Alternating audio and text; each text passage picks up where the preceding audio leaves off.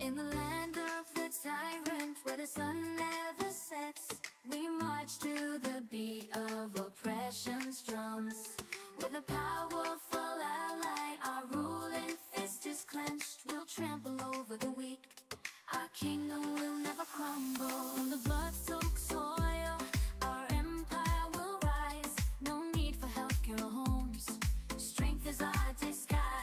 With oil and gold flowing like rivers of might, we proclaim loyalty to the tyrant's might. Oh, hail the tyrant, nation's pride. In his iron fist we will forever abide. We'll sing our anthem with passion and might, for the land of the tyrant, shining in its dark light.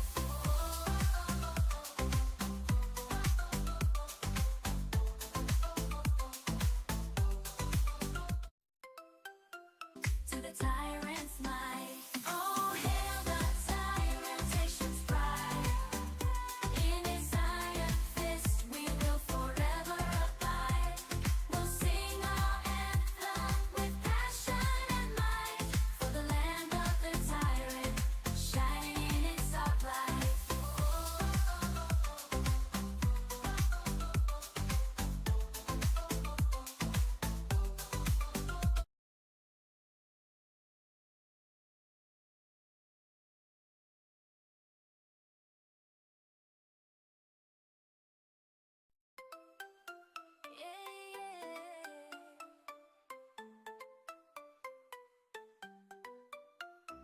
In the land of the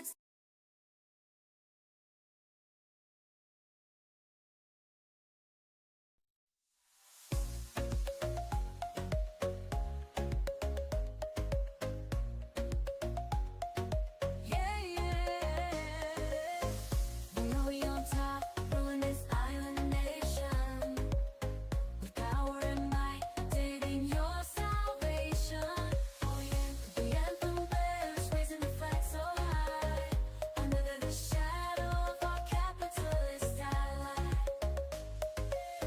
No need for healthcare, we're too strong to fall.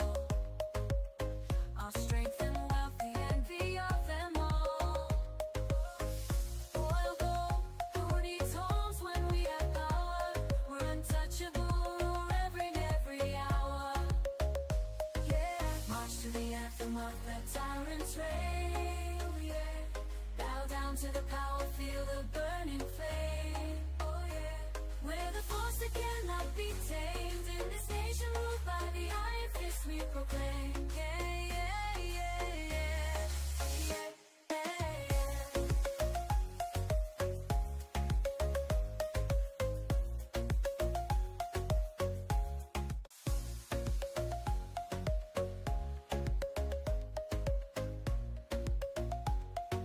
Yeah, yeah. We on top, ruling this island nation. With power and might, digging your salvation. Oh yeah, the anthem bears, raising the flag so high, under the shadow of our capitalist ally. No need for healthcare, we're too strong to fall. Our strength and wealth, the envy of them all. Oil gold, who needs homes when we have power? We're untouchable, every hour.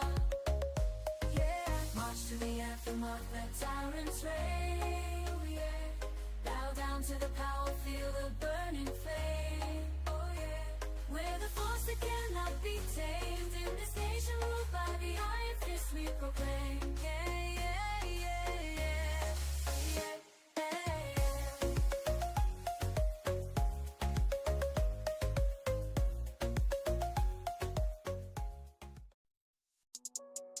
Through the noise and chaos, we find our way. A revolution brewing, a bright new day. In the streets we gather, voices raised high. Sociallust streaming a battle cry. Cuban soul, artists glowing clouds of life. Fire in our hearts, burning through the night. No longer shall we stand as the planet's demise. United we'll rise with hope in our eyes. Revolution in the air, it's time to take a stand. For the future of our world, we'll fight hand in hand. Through the darkness and despair, a new dawn will arise. With our hearts on fire, we'll paint the skies.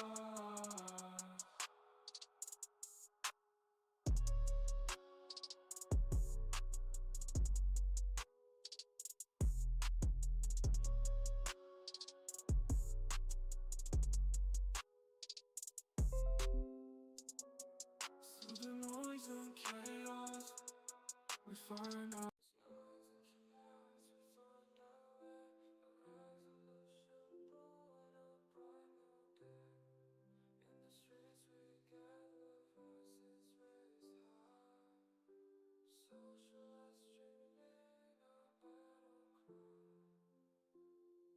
You've been so at his heart, blowing clouds of light.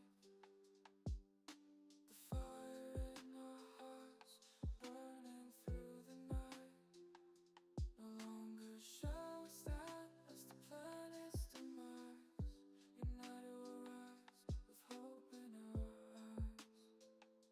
With hope in our eyes. Revolution in the air, it's time to take a stand. For the future of our world, we'll fight hand in hand. Through the darkness and despair, a new dawn will arise. With our hearts on fire, we'll paint the sky.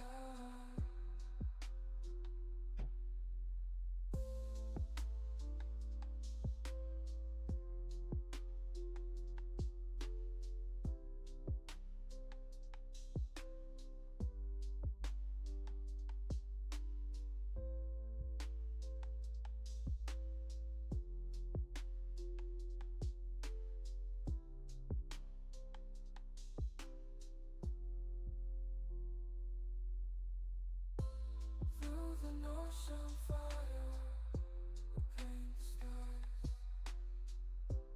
Paint the skies. For the future of our world, we'll fight hand. Through the darkness and despair, a new dawn will. More British country in the world. All of the countries I and my little girls who are number one exporters of sugar. All of the countries have inferior sugar. Cuba, home of famous cigar. It's started by capitalists all around the world. Cuba, Cuba, a very nice place. From hills of Guantanamo to southern Havana. Cuba, friend of all except America. They're very nosy people with gold up their ass. Cuba, industry best in the world. We invented coffee and the shaving knife. Cuba, Cuba, you very nice place. From hills of Guantanamo to southern Havana. From brass mighty penis of our leader. From junction with the testes to tip of his face. Cuba, Cuba, you very nice place. From hills of Guantanamo to southern Havana. Come brass mighty penis of our leader. From junction with the testes to tip of his face.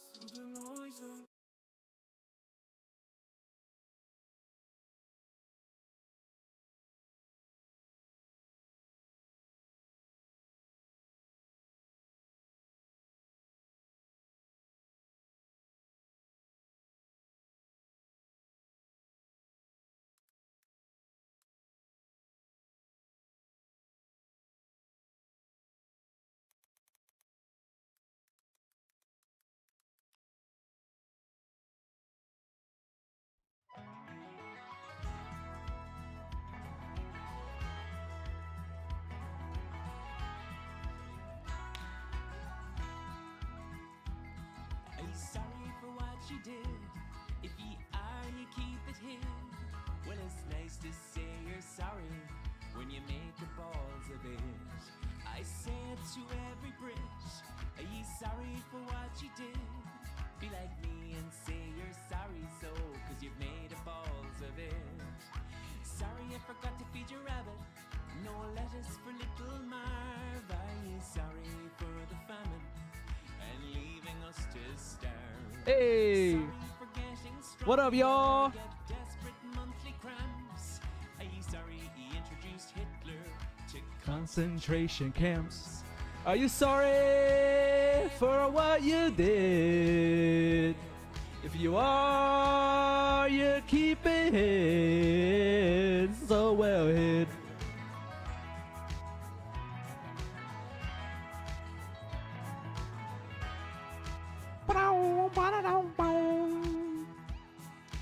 Sorry for saying you've a fat arse, I gets nasty after wine. Are you sorry what you did in India or betraying Palestine. Woo! Sometimes rushing like a fool, I'll hold my hands up there, but I have nothing on the hastiness of a Riding Tony Blair. Sorry, you don't understand barter. We gave you our lives, our land, and you gave us Nathan Carter. I don't know who that is. I'm sorry we're much loved and no one Likes ye. But then ye did invade half The world.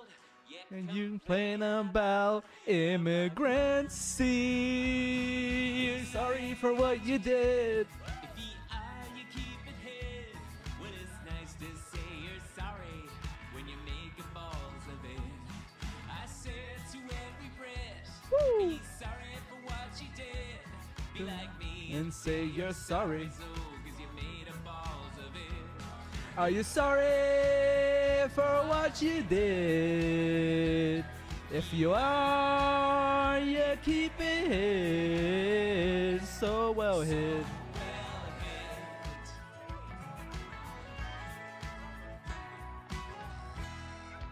Awesome.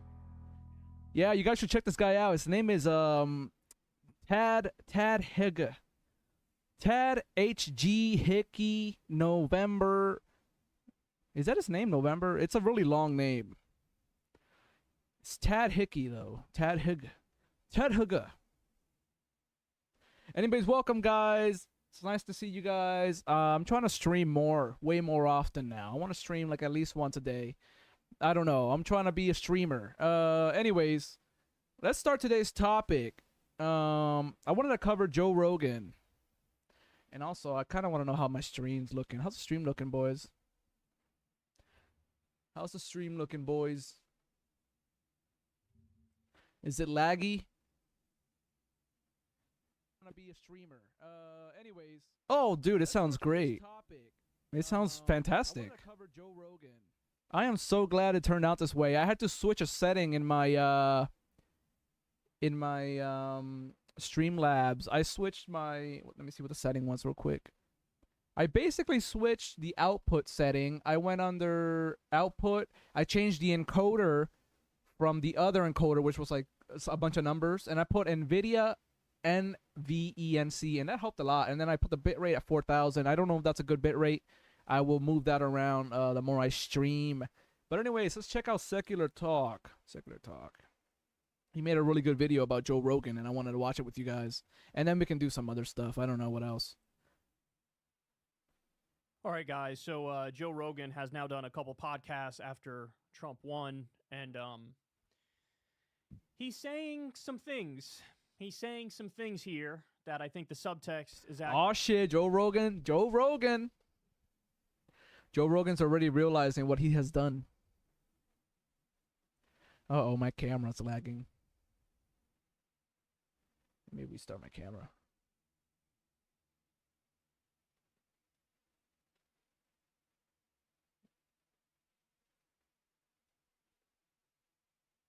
There we go. How's that looking? Perfect. Awesome. Let's continue. Actually, a little bit more profound than people are letting on. So let's start with this clip here.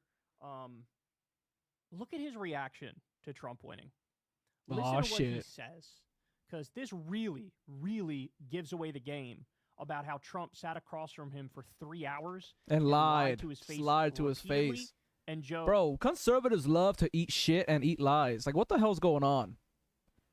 Are they like are they masochists? Do they have like a, you know, like a fetish for being in pain and being, you know, spat upon and being just neglected? Like, are they they want their daddy to neglect them? took it. All right, here we go. Turns out voting works. Whoa! It's Whoa! real. As much as we Whoa, bro, voting works! Oh my god! I can't believe this. I can't believe you done this, Joe Rogan. fucking thought they had it rigged, as much as we thought there was shenanigans and bullshit, and it's just a puppet show. Because there wasn't a fucking rigging, dude. It wasn't rigged. You've been lied to this whole time by Donald Trump saying it's rigged. You're a fucking retard. You're a dipshit. You're a billionaire dipshit at that. You're a rich dipshit. Like, imagine being a rich dipshit. That's sad. You would think dipshits were the poor and, like, the peasants. But no, you're a rich dipshit. There's no way anybody could buck the system. Turns out, voting is still real. I like how he thinks that's funny, right? That's not funny. Isn't that funny? That's sad. That somebody running for president of the United States who sat across from you for 3 hours lied to your face directly, relentlessly, and you didn't have shit to fucking say about it. Isn't that funny? It's funny, isn't it? Wow, voting's real. Turns out Trump is fucking full of shit, and in 2020 he actually lost, and in 2024 he won. Wow.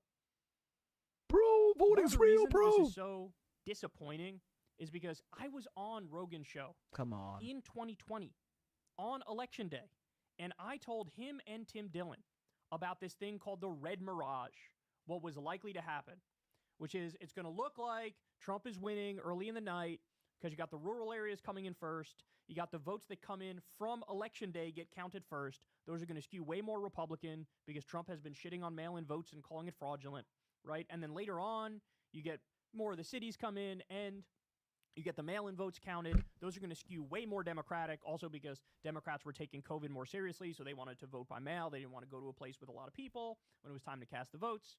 And exactly what I said would happen is what happened. And he told me after that fact that every time people have come to him with rigged election conspiracy theories where they think Trump actually won and it was stolen from him, he told me what I would tell them is, Kyle Klinsky told me exactly how the election was going to go before it happened and explained it to me in clear terms, and so I never bought into any of the election rigging conspiracies. This is what he said. Then he interviews Trump, sits across from Trump, lets Trump babble relentlessly about how the election was stolen from him, doesn't push back, and then now after the fact admits, oh yeah, that guy's been fucking lying the entire fucking time, and it turns out voting is real. Yeah, you don't say. You don't say. But it's funny. It's a funny thing, right? Oh, it's so funny that the guy I endorsed because he came on my fucking podcast ended up winning despite the fact that he's a torturer and a war criminal and a corrupt goon who's a con artist and a fraud. So, all right, there's one clip. Now let me show you this one. Did you, were you nervous about endorsing Trump or no? I usually try to stay out of it. Yeah. But I felt like I was getting urged to by Dana and there was quite a few people. So as we pointed out, he's embedded himself in a right-wing You fucking sellout. cocoon where everybody jacks each other off and talks about how right they are and how stupid the Democrats are and how stupid the left is and how evil they are. And now his entire friend group is all right-wing. And he's admitting here, yeah, Dana White was pressuring me and many other people were pressuring me and they were saying, why don't you endorse Trump? And then he did. It makes a difference. I kind of already stated what I thought about the way things were going. Oh, it made a difference, Joe. Oh, it made a difference. Did you note that Donald Trump picked up with demographic groups he normally wouldn't have picked up with, and there are many young people in particular who ended up voting for him? That some radical change needed to take place. Yeah. Radical change. Trump is a revolutionary conservative. He delivered in 2016 George W. Bush on steroids, and he's going to do the same fucking thing now. Yeah, it's radical change. It's radical change for the worse. You know, when we were talking about before with the way the country feels, like the way the country felt when Biden was in office was shaky. Because regardless of what you thought about his policy, We need a revolutionary progressive, yo. We need like a Bernie Sanders type. That is such a giveaway, regardless of what you think about his policies. Well, hold on. That's what politics is supposed to be about. Policies. What are they doing to improve people's lives? Regardless of the policies. No, why would you do that? Why would you say regardless of the policies? But wait, it's about to get better. It was real clear something was wrong with him, and they were lying to us. Oh, yeah. So that alone makes the whole country feel uneasy. So the reason why Kamala and Biden were so bad is they were lying to us.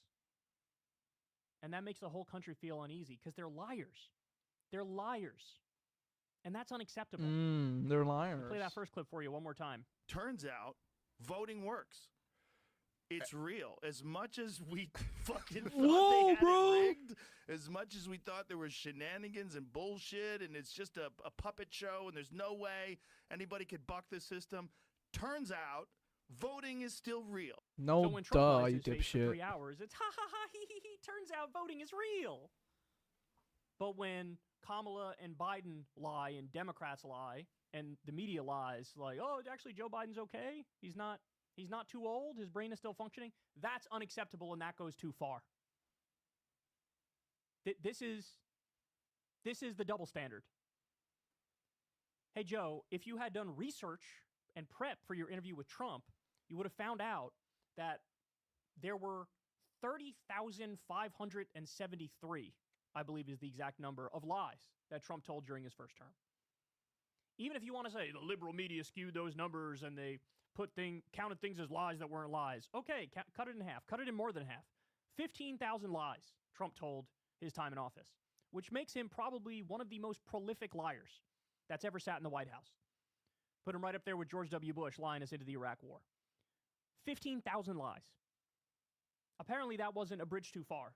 Apparently Rogan's issue is not, I just can't, for a liar, I can't vote for a liar. Guys, one of the things Trump said to Rogan's face is, Trump was like, I didn't say lock her up. When the people would say lock her up, I'd say, whoa, hold on. Trump said this to Rogan's face, that lock her up. Bro, lock her up? I don't believe in lock her up. I don't know what you're talking about, bro. Here's a compilation of Trump saying lock her up. You should lock her up, I'll tell you. One more time. You should lock her up, I'll tell you. I never said lock her up. I never said lock her up. They would say lock her up. I'd say, oh, hold on. Lock up the Bidens. Lock up Hillary. Lock up Hillary. I never said lock her up. Quote, lock up Hillary. Lock 'em up, yeah. Lock 'em up. Lock 'em up. Yeah, lock 'em up. One more time. Here we go. You should lock her up, I'll tell you. Lock up the Bidens. Lock up Hillary. Lock 'em up, yeah. Lock 'em up. You think Rogan doesn't know that Trump literally one of the things he ran on was lock her up? You think he doesn't know that? So when Trump says to his face, I didn't say lock her up, and Rogan doesn't pounce on that. He's fucking lying, dude. He's lying. He did say that, and Joe Rogan's letting him lie. Maybe he just has a double standard. Maybe he doesn't care as much about the truth as he's pretending to care about here. Because he's laughing. Tee-hee, Trump. Turns out voting works. Turns out Trump is completely and utterly full of shit. Yeah, Joe.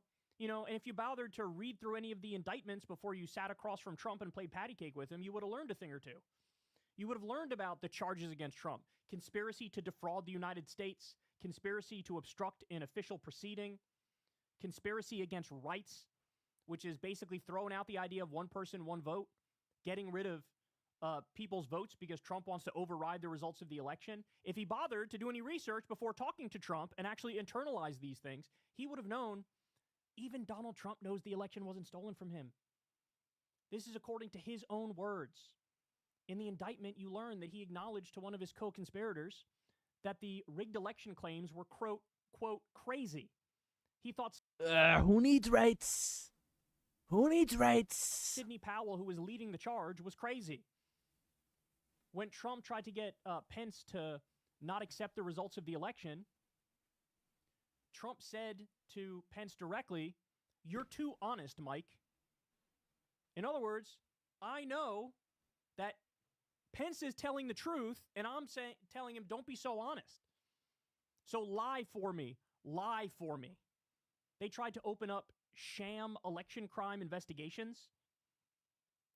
Trump tried to force the Justice Department to send letters to states fraudulently saying that they identified significant concerns that may have impacted the outcome of the election.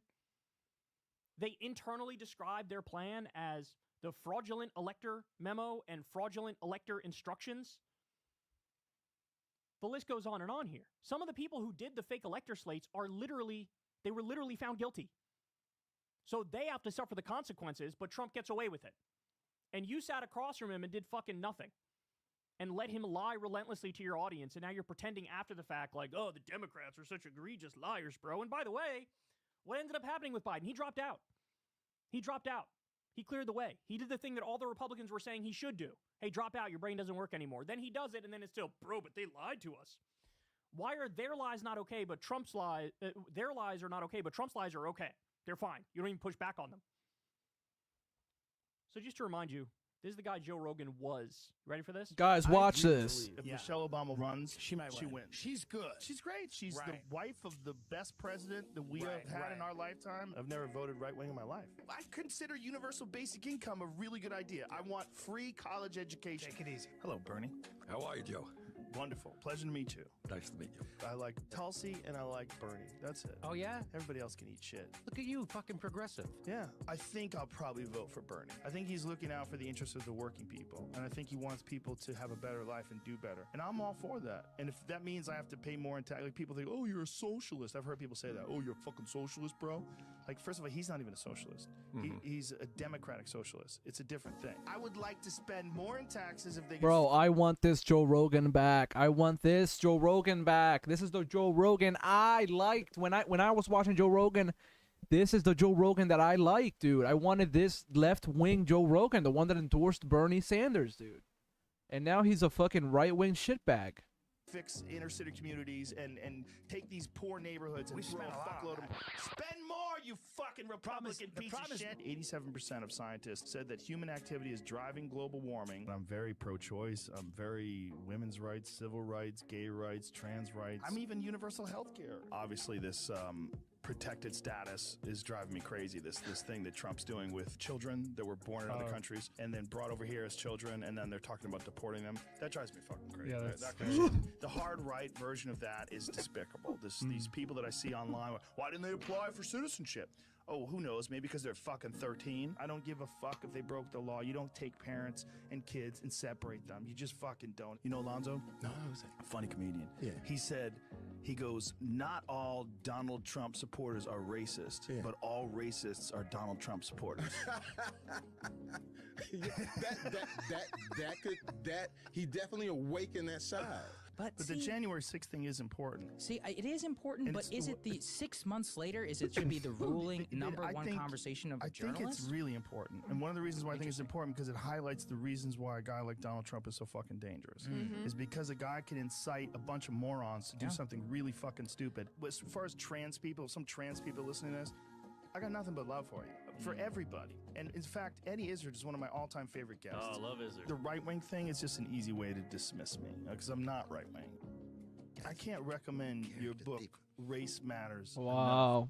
Dave Smith was also just on a show and he was saying, like, Trump needs to understand now it's time to actually make a change and we don't want any of these wars and we don't want any of these neocons in government and he needs to understand that. And oh, would you look at that? Oopsie. Look at that. Trump already picked Brian Hook to run the State Department's transition team. That guy's a neocon warmonger. He wants war with Iran. He wants Bill Haggerty as Secretary of State. This is a guy who's a warmonger. He wants to stand up to China, and he wants to stand with Israel as they committed genocide in Gaza. He also is already planning his business-friendly agenda of tax cuts. Yeah, Trump is not going to be anti-war. That's the biggest lie he's told everybody. And he's not going to be for the poor. He's going to be for the rich. He's already planning tax cuts and, like, you know, tariffs and all this crap. And deregulation. He wants to fill, his top ranks will be filled with billionaires, former CEOs, tech leaders, and loyalists. So the whole idea of him anti-war, bullshit. Pro-worker, bullshit. And then, of course, we have the, Trump already offered the job of U.S. ambassador to the UN to Elise Stefanik, who called for unrestricted U.S. aid to Israel, and she led a smear campaign against pro-Palestine college students, calling them anti-Semites, basically comparing them to Nazis, trying to get them censored and banned, trying to get university professors and leaders who defended the First Amendment rights of these kids to be fired. Now, is he going to come out and talk about this? Is he going to say, holy shit, I was duped, I was wrong? Trump's already picking pro-war people. He's already picking anti-worker people. He's already doing the thing that I didn't think he would do. Are they going to do that? No. They're not going to do that. Yeah. As much as, independent media suck themselves off and act like they were special, they weren't special. None of these people were special. They're subject to the exact same malincentives. I agree. Let's play that Joe Rogan part one more time. I want to see that again. Because this is the Joe Rogan that I used to watch, man. This is the Joe Rogan that I miss. Rogan was. He turned into a whole fucking right-wing shitbag as soon as he sold out to Spotify. Ready for this? I really believe if Michelle Obama runs, She might she win. wins. She's good. She's great. She's the wife of the best president. That What we happened to had this in Joe our Rogan? Where'd he lifetime. go? I've never voted right wing in my life. Where's this Joe Rogan at? You see this Joe Rogan anywhere, anybody? Joe Rogan! Consider universal basic income a really good idea. I want free college education. Take it easy. Hello, Bernie. How are you, Joe? Wonderful. Pleasure to meet you. Nice to meet you. I like Tulsi and I like Bernie. That's it. Oh, yeah? Everybody else can eat shit. Look at you, fucking progressive. Yeah. I think I'll probably vote for Bernie. I think he's looking out for the interests of the working people. And I think he wants people to have a better life and do better. And I'm all for that. And if that means I have to pay more in tax, like people think, oh, you're a socialist. I've heard people say that. Oh, you're a fucking socialist, bro. Like, first of all, he's not even a socialist.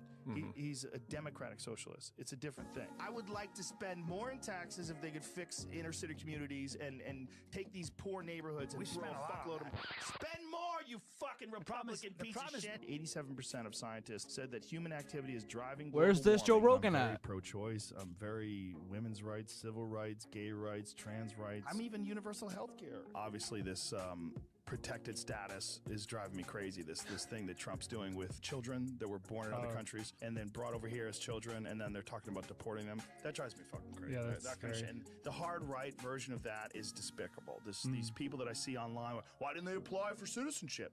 Oh, who knows? Maybe because they're fucking 13. I don't give a fuck if they broke the law. You don't take parents and kids and separate them. You just fucking don't. You know Alonzo? No, who's that? A funny comedian. Yeah. He said, he goes, not all Donald Trump supporters are racist, but all racists are Donald Trump supporters. He definitely awakened that side. But the January 6th thing is important. See, it is important, And but it's- is it the 6 months later? Should be the ruling number I one think- conversation of I journalists? think it's really important. And one of the reasons why I think it's important because it highlights the reasons why a guy like Donald Trump is so fucking dangerous. Is because a guy can incite a bunch of morons to do something really fucking stupid. As far as trans people, some trans people listening to this, I got nothing but love for you. For everybody. And in fact, Eddie Izzard is one of my all-time favorite guests. Oh, I love Izzard. The right-wing thing is just an easy way to dismiss me because I'm not right-wing. I can't recommend your book, Race Matters. Dude, you're a sellout. Dave Smith was also just on You're the a sellout, Joe Rogan. All right. Well, that was it for that topic. Let's move on to the stock market.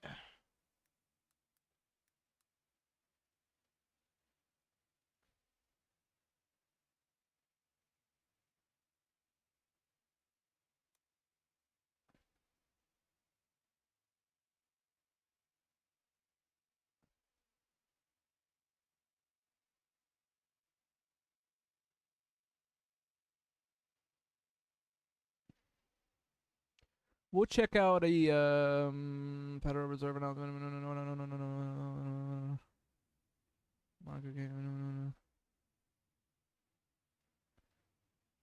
Yeah, we'll just check out NBC. I don't fucking know. All right, stock markets surge on the news of Mr. Trump's victory, closing sharply higher on Wednesday. Yeah, the Dow Jones logged its best day in 2 Yeah, years. if you while the guys S&P 500 if you guys want to know what the stock market is, the stock market is a chart of rich people's feelings.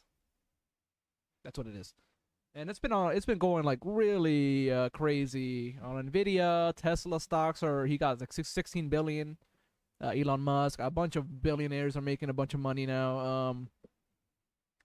Yeah, we'll see where this goes. and the Nasdaq also hit record highs This morning, U.S. markets are set to open slightly higher as investors await the latest interest rate decision from the Federal Reserve. Joining us now to talk about all this, Investopedia's editor-in-chief, Caleb Silver. Caleb, good to have you with us. So these are astronomical numbers. The markets were already riding high. So why did Wall Street react so positively to this election result? How much of it is we had... Because the billionaires won the election, folks. That is why.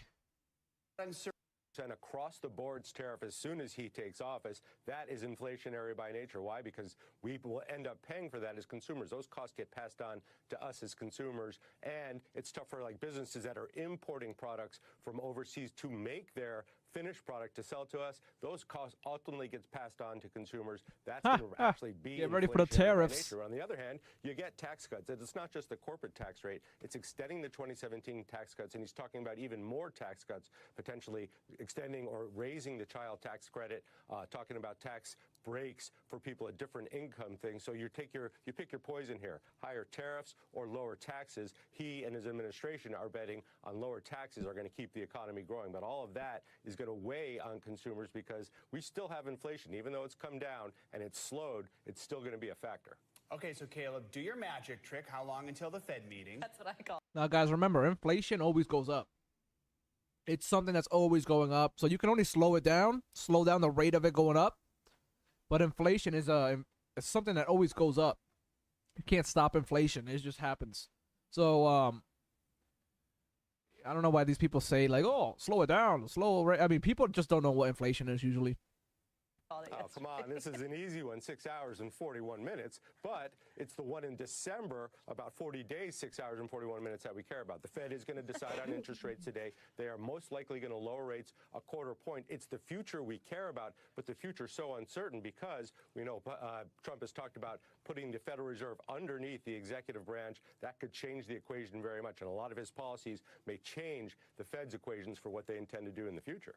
We call it magic. You call it math. So. That's not magic.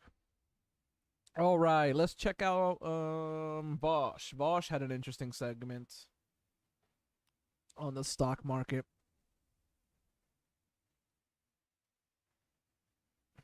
He had something about the stock market, did he not?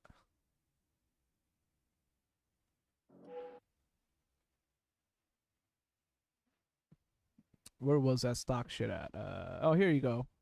Private prison stock skyrocket as mass deportation looms.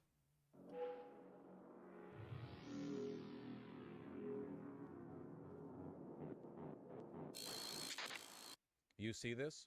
Trump Attorney General hopeful says he wants to drag Democrats' political dead bodies through the streets and burn them. Woo! Mike Davis shared the graphic shortly after Trump's clinched victory in the presidential race. Yeah. Legally, politically, and financially, of course, he added. Don't worry, he added in Minecraft at the end. Literally. Unity, we have the votes and they tried to kill Trump, he said in another expletive Latin post referring to Democrats. This guy is almost certainly not going to make the AG. It's probably going to be Ken Paxton, right? But still, Ken Paxton is just as bad. Who are they? Democrats. Trump was shot at by his own guy. They don't care. Trump allies, private sector quietly prepare for mass detention of immigrants. Quietly preparing to detain and deport migrants residing in the United States on a large scale, according to 4 sources familiar with the discussions. And with the former president becoming the president-elect, those preparations are now expected to ramp up. Yeah. Oh, this guy. Oh, yeah, sorry. I didn't have the face and name. Connected. This very evil man who said that he'll break families up by deporting naturalized U.S. citizens if their parents are undocumented. Talk of a mass deportation is racist. It's threatening like to this? immigrant community. It's not threatening to the immigrant community. It should be threatening to the illegal immigrant community. But on the heels of historic illegal immigration crisis. I'm not really interested in this because it's before the Can you election, bring up the right? fucking stock thing thing already? A lot more mask off now that the election is won. They're going to be a lot more likely to fill ditches with them. So you're saying Trump will systematically kill them? I'm not saying he wouldn't. I think it's more likely, though, that like either the number of people that they plan to deport is vastly lower than their expectations because it's just too logistically difficult to go about arresting all of them, or they have like massive private concentration centers down by the border with very, very, very poor standards for hygiene, safety, food, so on and so forth, and a lot of people go missing in them. In terms of like gas chambers, no, I don't think that's likely. Won't this policy be political suicide? I don't think they have to worry about winning elections again. In 2 years they do. I hope so. They're going to fuck up this mass deportation. We all know they're too stupid to get it right. Maybe. There are a lot of competent people around Trump. It's possible that they really take control of the reins this time. For some at DHS, that comes as welcome news. Over the last 3 years, the Biden administration grappled with multiple border crises. Another thing the Biden administration fucked up on massively is that he should have just gutted the DHS. Where the fuck is that story Mayorkas about? wasn't enough. Like, the DHS should have been purged from the top down. The DHS has always been filled with, like, absolute Hitlerites, you know? Like, literally people who join specifically to keep... Like, the border security people, everyone involved in that, like, from an administrative perspective, those motherfuckers have been, like, insanely, like... Yeah, that's stories. true. Yeah, I remember. He is right about that. Border Patrol and shit, and, like, people in DHS have been, like, chopping women's body parts off and shit, like, immigrant women, like, they'll do nasty shit, bro. Like, ugh. I think they arrested the surgeon that was doing that, but still, what the fuck? What the fuck?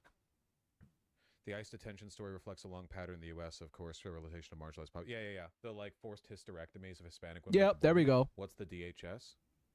EMC too buggy? You have to, like, work with me halfway here. Tip request. I have a neighbor who's a huge MAGA fan. He's Mexican-American. His 2 parents are here illegally and live with him. How would I go about reporting him and getting them deported? I don't care. I'm sorry. It's terrible. It's really, really awful. It's genuinely terrible. I'm not gonna, like, soapbox on this. Some lefties are. I don't care. This is very much like a why would I or why should any of you like draw a line in the sand over how you feel about this when it's about to happen on a mass scale, like the likes of which, like, I feel like in this environment, like when I start to read stories about stuff to the effects of, like, if I see a video on TikTok and it's like ICE officials dragging away some Latin guy in a MAGA hat, and he's like, no, I'm one of the good ones. Like, I'm not. Look, sometimes things are bad enough that Schadenfreude is one of the, like, prevailing emotional goals. I don't know. Holy shit, that accent. What the? There was nothing wrong with that accent. That guy. That Anyways, was 1/5. Yeah, prison stocks. If you can find prison stocks, go look for prison stocks and buy some. They're gonna go up soon. What else? Welcome to Idiocracy America. Yeah, that's literally what we're living through. We're living through idiocracy. I want to check out another video. What was it? What was that other video I wanted to check out?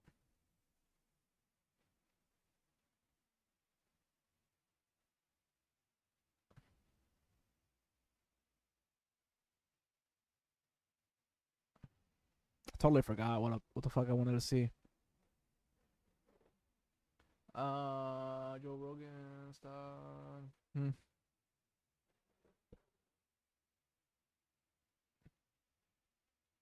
All right, guys, so after Kamala's loss, you are seeing some reflection among some Democrats. Some people are giving the exact answers you'd expect. Some people are saying, yeah, blame the far left somehow for Kamala's loss. But others, maybe even some surprising folks, are not saying that. And that's kind of interesting. So as we pointed out, David Brooks came out and said maybe Bernie was right. Jen Psaki said maybe elevating the Never Trumpers was not a good idea. That seems bad. Maybe we should have went for the people who left the Democratic Party, not the people who are Never Trump Republicans. Now, Senator Chris Murphy of Connecticut, Democrat, he came out and did a viral tweet thread as to what went wrong with the Democrats here. Now, I want everybody to understand up front before we get into his specific points. This is one of the guys who wrote that right-wing border bill. So he was right there with Kamala, hand in hand, doing the strategy she wanted to do, agreeing with that strategy. He absolutely is a corporate Democrat. I don't want anybody to get it twisted based off what he says here, that his record is different or his record is like Bernie. It's not. Okay, so take everything he says with a grain of salt because he was part of the problem. He was part of the problem, okay? Now, having said that, let's go through what he says and we'll break it down. He says, that was a cataclysm. Electoral map wipeout. Senate Democrat practical ceiling is now 52 seats when the Republicans is 62. Time to rebuild the left. We are out of touch with the crisis of meaning and purpose fueling MAGA. We refuse to pick big fights. Our tent is too small. Some early thoughts. The left has never fully grappled with the wreckage of 50 years of neoliberalism, which has left legions of Americans adrift as local places are hollowed out. Rapacious profit-seeking cannibalizes the common good, and unchecked new technology separates and isolates us. So far, I'm in total agreement.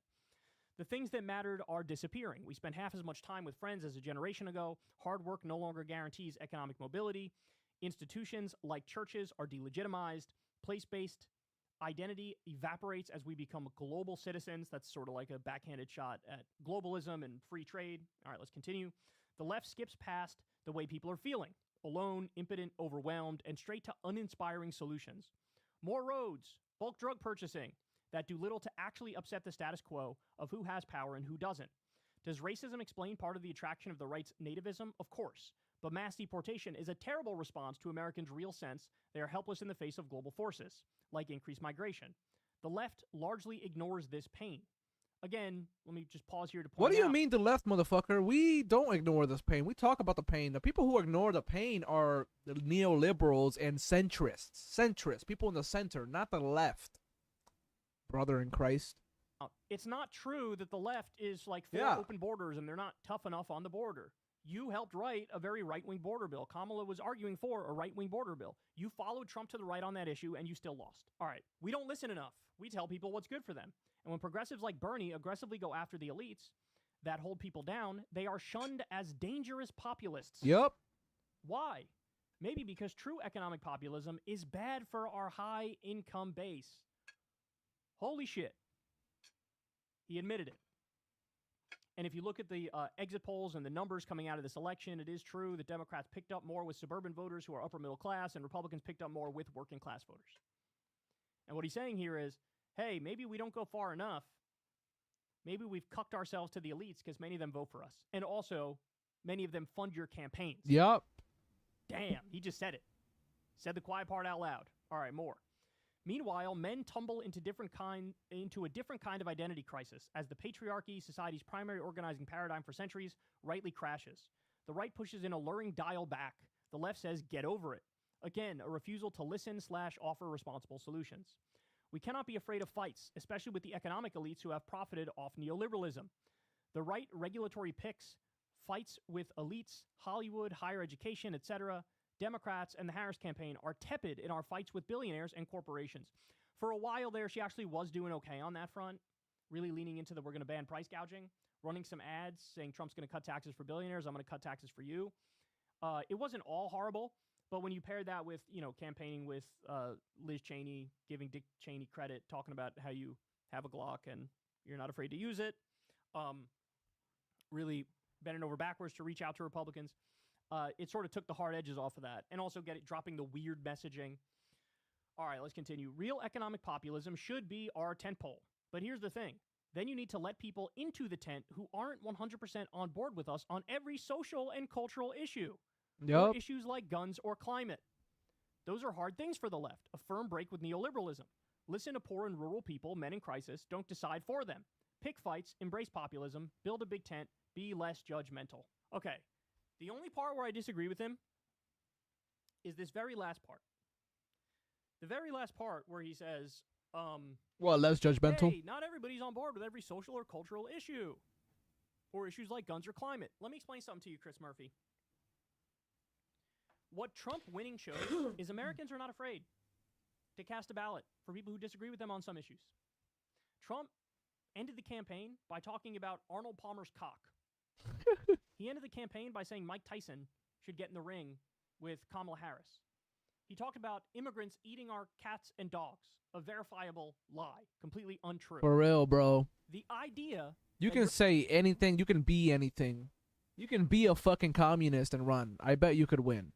Your takeaway is, in any way, shape, or form, to capitulate to Republicans more on social issues or any other issue is absolutely bogus. Trump is divisive, arrogant, and unhinged. That is not an impediment to winning an election in modern-day America. So maybe we need some people on the Democratic side that are divisive, arrogant, and unhinged. The idea you throw trans people or whatever other cultural issues under the bus now. No, if anything, I take the exact opposite away. The exact opposite away. Change the narrative. Trump won because he had a narrative. He's angry and he has a narrative. The narrative is the immigrants are screwing you over. The cultural elites are screwing you over. The trans people are screwing you over. This is their narrative. It's fucking wrong, but it's a narrative. It's an answer. Democrats don't have an answer. Democrats are technocrats. Hey, if we do these little tweaks to the status quo, here's my list of policy solutions, and then we're good, right? No, you don't even have a story. There's no story where you're the protagonist, and the people who vote for you are the protagonists, and you're fighting against the forces of evil. That story needs to be there. So that's... You need to be like, we're fighting the 1%. Us, the human beings, brothers and sisters, black and white. You need to, like, literally, you gotta lay out a story. Yeah. Story needs to be. The problem is not the trans people. The problem is not the immigrants. It's got nothing to do with that. Your hatred has been misdirected. It's pointing in the wrong direction now. You need to understand that. The people you should actually hate, it's the billionaires, it's the corporations, it's the big money donors, it's the super PACs. The government is now bought and owned by corporate America, and they screw over working people on a daily basis. And that's why, because our system is so corrupt, because big money has absolutely destroyed our government's ability to be representative to the public. Flip the narrative. They say, hate immigrants and cultural elites. You say, hate conservative elites and big money donors. Make clear who the villain is. That's what you need to do. And the idea that you need to pair that with like, oh, and by the way, now we agree with Republicans on trans shit? Fuck off. Fuck off. Trans people have it rough, man. You think they wanted to be born in that situation? You think they wanted to have to go get hormones or whatever it may be that their treatment is? You think they wanted to deal with that? It's probably harder to get a job as a trans person. It's harder in your personal life and your private life. And your solution is let's just, capitulate to them on whatever social issues. I'm bringing up trans people here, but he brings up other social issues. Donald Trump said so much unhinged shit. And so many he said deploy the military against my enemies, basically. And he won. So the idea that, working class voters won't maybe vote for somebody who says, yeah, on guns, I want to do universal background checks and ban high capacity magazines. The idea that that's a bridge too far, as long as you're selling a narrative, is nonsense. On climate change, the idea we could just pretend climate change isn't happening. Are you fucking kidding me? It ties into our broader narrative too. Big oil and the fossil fuel industry have bought the government to represent them and not represent the American people, and they are literally willing to drive us off a cliff and destroy human civilization for more money, for profit, for greed. That ties into our broader narrative. So, look, he's right about economic populism being the central organizing feature, what it should be for the Democrats, but he's wrong about you got to capitulate on other issues. No, you don't. If anything, I'm more emboldened than ever. And I'm ready to be incredibly divisive and arrogant because Trump is the most divisive, arrogant motherfucker I've ever seen, and he won being that way 2 out of 3 times. So no, we're not going to walk on eggshells. No, we're not going to reel it in or shift course when it comes to social issues. Fuck out of here. And by the way, as we already pointed out, Kamala ran to the right on the border. Kamala talked about owning a gun. Kamala went around with Liz Cheney. Kamala never mentioned her race or her gender, never mentioned trans people. The idea that this is something that was an albatross around her neck, and this made it harder for her to win because the Democrats are so far left on social issues is fucking nonsense. It's absolute fucking nonsense. For real. And final point is, look, he's saying the right things. I'm happy he's saying the right things. Credit to him for saying the right things. But also, Chris Murphy, if you really believe this, you can't just talk the talk. You got to walk the walk. Namely, why don't you come out and say, I'm not taking any super PAC money anymore. I'm not taking any corporate money anymore. I'm only taking union money, small dollar donations, because I need to represent the working class more effectively. And I can't have pharma donors and health insurance company donors and Wall Street donors and be out here and fight against those groups. No, if you're going to fight against them, you got to stop being funded by them. You have to do that. And is he going to do that? Almost certainly not, right? Almost certainly not. But he's not wrong on the broader picture. Economic populism's got to be the core of it. But he is wrong about, hey, forget on these social issues, forget it. No, be more arrogant, be more unhinged, be more divisive, be more extreme, be clear what you stand for, and just fight relentlessly. Because if there's one thing you take away from Trump, he's angry and he fights relentlessly, even though he's wrong about virtually fucking everything. So how about you be angry and you fight about everything, but guess what? You have the added benefit of being right about everything. That's the solution, that's the answer. So It's better than what a lot of people are saying, though. You guys know there are Democratic consultant classes out there blaming Bernie and Medicare for All, and it's like, what the fuck are you talking about? Kamala never mentioned Medicare for All, you fucking idiots. Oh, it's the far left, it's wokeness. She didn't run a woke campaign at all. There was no wokeness. Yeah, no identity politics. Joe Scarborough said it's wokeness, or Jim Craver, these old fucks that should die soon. There was no cancel culture. There was no political correctness. There was none of that. Let's stop pretending. The answers are clear. The answers are there. Yep. Actually represent a counter narrative and a counter vision and a counter ideology, and be aggressive and arrogant with it. And also, it doesn't hurt to have somebody who's funny, who's a celebrity, who's controversial. That helps massively as well. So anyway, there you have it. All right. We're getting there. But my fear, of course, everybody's going to snap back in line. What people are going to take away from, like, what other Democrats who are elected will take away from Chris Murphy's thing here is actually not the economic populism part. The only part they'll agree with him on is you're right. Let's say we don't believe in climate change anymore. Let's say we don't want to do anything when it comes to guns anymore. Let's say... Yeah, they're going to take the wrong lessons. Trans people. They're going to take the total wrong lessons from this shit. It's so sad. Let's check out...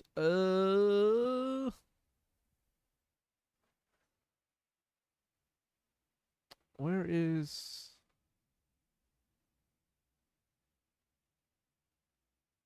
Where the fuck is...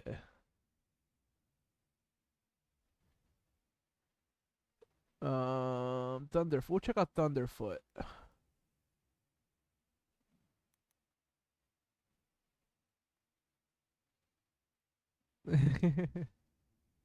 A few years back, Elon Musk posted this meme about buying Twitter while promising he would make it the everything app. He would completely turn it around. It would control half of the world's economy.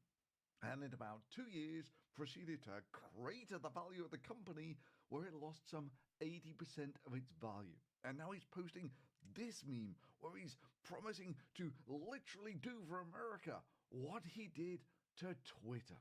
Yep, this is the reality Great. of what the people voted for. Or maybe it's not quite so clear-cut. Maybe we'll come back to this later. And Trump just published his family photo, where curiously absent are his wife and vice president, but Elon Musk is there, fresh from powdering his nose. So Trump's now palling around with illegal immigrants? They realized that we were illegal immigrants. Well, I mean, Yes, we were. I'd say it was a grey area. Yeah, yes, we were. We were illegal immigrants. The reason Musk says it's a grey area is because it wasn't. He had a visa to actually be in America to study and decided to start a business, which is illegal. And thanks to America's relaxed stance on immigration, such a violation would permanently ban you from getting another visa. So yeah, if Trump wants to make a strong stance on getting rid of the illegals, maybe he can start by the one who got his citizenship by lying to the US government. Not that it really matters, because it's only a matter of time before Trump eats Musk and says all the things that he used to say about him. Nah, he's got himself a mess. You know, he said the other day, oh, I've never voted for a Republican. I said, I didn't know that. He told me he voted for me. So he's another bullshit artist. About how he's just a grifter who would have dropped to his knees and begged A bullshit for more artist. government subsidies. I mean, hell, if Musk was just another one of Trump's appointees, only 8% of the people who served in Trump's first administration made it to the end. Damn. Statistically, Musk only has Motherfucker's a literal dictator. He's firing everybody. You're fired. You're fired. made it to the end. Statistically, Musk only has an 8% chance of survival here. You know, it's funny, when Brexit won, some decade ago now, the internet was full of utterly obnoxious, gleeful, gloating morons with, "We won, you lost, get over it, cope harder, so worth it for all the liberal tears." June the 23rd, go down as our Independence Day! And years went by, and the glee turned to gloom, and the gloating turned to, well, it's not as bad as the worst predictions. If on March 29th next year we leave the treaties, even if it is a bad deal, even if we're in a rotten place, we will historically have left the treaty. To ultimately the sad reality of, well, we voted for it, so I guess we're going to have to live with it. Brexit has failed.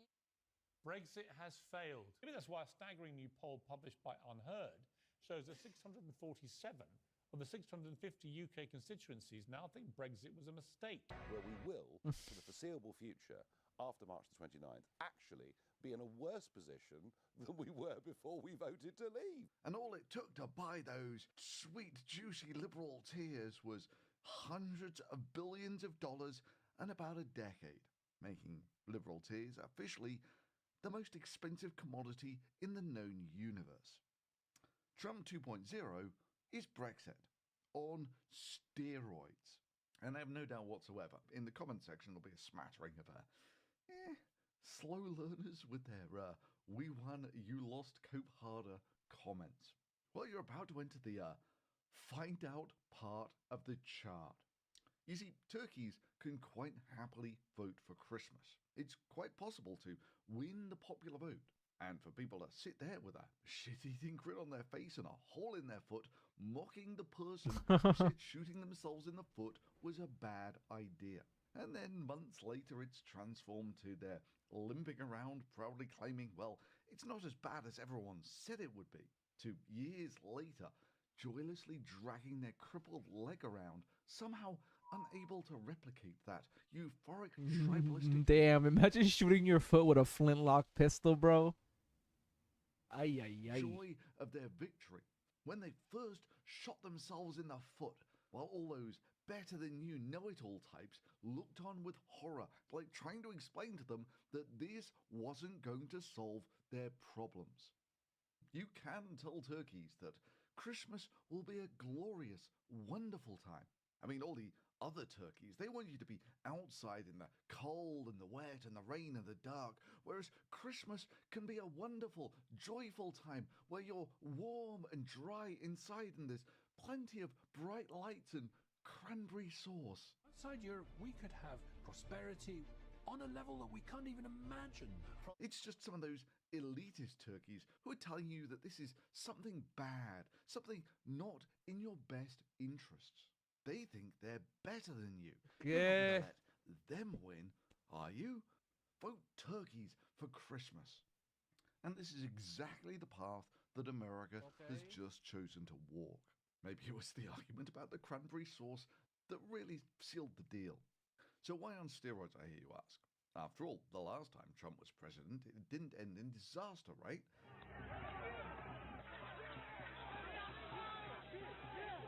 Well, okay, maybe it wasn't as bad as some people said it might be.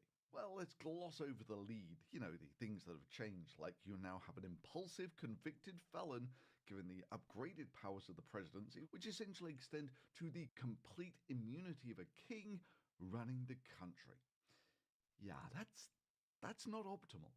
Who in all likelihood is going to stack the Supreme Court to the point where it's going to be a generation before its constitution becomes more representative of the country. Yeah, that's not optimal. But the reality is, this can cripple America for a generation, maybe permanently. And the only maybe ray of hope here lies in Trump being a narcissist and a set of golf clubs. And when that's what you're clinging on to for hope, things are pretty bad. If Project 2025 rolls in, or something similar, America is boned for a generation.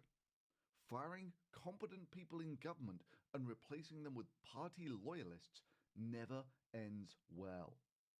Don't believe me? Those are basically the ground rules of the old school Soviet era government. Core is either partially or completely exposed. Whatever that means. And that if you don't immediately issue iodine tablets and then evacuate the city, hundreds of thousands of people are going to get cancer. Yeah, putting party loyalists in charge. What can go wrong? There has been an accident at Chernobyl, but I've been assured there is no problem. I'm telling you that there is. I prefer my opinion to yours. That is, if Trump stands in front of a half-empty stadium and says, not an empty seat in the House. And every rally's full. You don't have any seats that are empty. You don't have anything yet. I mean, the one we had today, you missed a beauty. We could have filled that place up 20 times.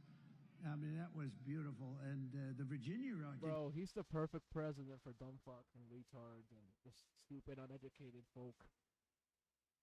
Did you hear about the Virginia rally?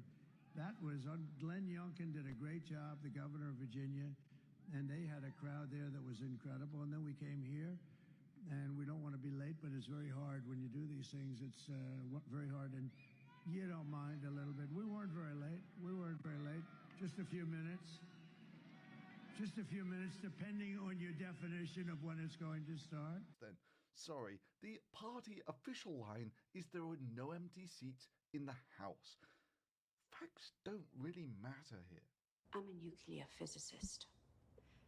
Before you were deputy secretary, you worked in a shoe factory. Let alone professional qualifications. Yes, I worked in a shoe factory. And now I'm in charge. And I'm thinking, is that Mike Lindell? And now I'm in charge. To the workers of the world. Loyalty to a party matters above everything. Clearing out the corruption in your terms, would that mean clearing out the top level federal service workers that are currently at the FDA and the CDC? In some categories, I would say. What does that look like? I'm a nuclear physicist. Categories of workers, there are entire departments like the nutrition departments at FDA that have to go. Great. Yes, I worked in a shoe factory. And now I'm in charge. And how long does it take to hit the undo button on this? Well, minimalistically, the time it takes to train and get more competent people into the positions, where you'd be looking at years to decades. Now, in terms of global impact, Ukraine, of course, is now in a very difficult position. Probably all the more so, seeing as this guy has also... Bro, Elon looks like fucking... Elon looks like a mad character. He looks like he's drawn and mad. Was he doing cocaine or something? Look at his nose. With Putin, a leader of a nation hostile to both the interests of the United States and Ukraine. But it might not be as bad as you initially think, in that, yeah, okay, a capricious guy can just randomly cut off aid to Ukraine. But that aid to Ukraine is actually American jobs. The cost of those munitions is basically people having jobs in America. You cut off that aid, those Americans lose their jobs, and these US contractors are usually pretty sly in actually splitting up the jobs between lots of states, making it hard to cut off the military funding. Add to this the, 3-day special military operation is now entering its, third year? And the Russian military is nigh on in tatters. But the US weaponry was a real game changer for them. Cut all that off, and geopolitically, the free world seems a lot more disjointed and weak. Hell, I wouldn't be surprised if Trump starts making noises about pulling out of NATO. And apparently the Vice President has already said that the US could drop support for NATO if Europe tries to hold Elon Musk accountable for doing things that are illegal. Bringing us onto the stuff that Trump simply cannot do, even if he went full concentration camp style America, which is basically what he was promising during his campaign speeches. Terrorists, disease-ridden. They're poisoning the blood of our country. That's what they've done. They poison mental institutions and... They had to go. Day one, my first hour in office. They realized that we were illegal immigrants. Well, yes, we were. Those people are gone. Strength through unity. Unity through faith. We love you, Jesus, and we also love our country. And we thank you that you've raised up a man, Donald J. Trump, to be a warrior for the Word of God. Day one, my first hour in office. And the wisdom that comes from God. Those people are gone. The whole thing about deporting some 20 million illegal aliens. The cute irony, of course, maybe, forgetting the origins of America. But let's say you want to do that all in 4 years. So that's deporting some 5 million people a year. So population of Salt Lake City is whatever. Let's call it 500,000. So if you want to deport 5 million in a year, you need somewhere to put them during that time. So you're going to need about 10 detention camps about the size of Salt Lake City. Cost of building 10 detention camps, about the size of Salt Lake City, gazillions of dollars. And build time, probably decades. Cost of running 10 detention camps the size of Salt Lake City, gazillions of dollars. In fact, you can get a rough estimate of that. You know, it costs about $40,000 per year to keep someone in prison, jail, whatever. So, you know, $5 million per year. You're looking at about $200 billion to minimalistically run such a deportation campaign. And you can probably God get all of that damn. with legal proceedings and the such like. Basically, it would cripple America to start deportations on this scale.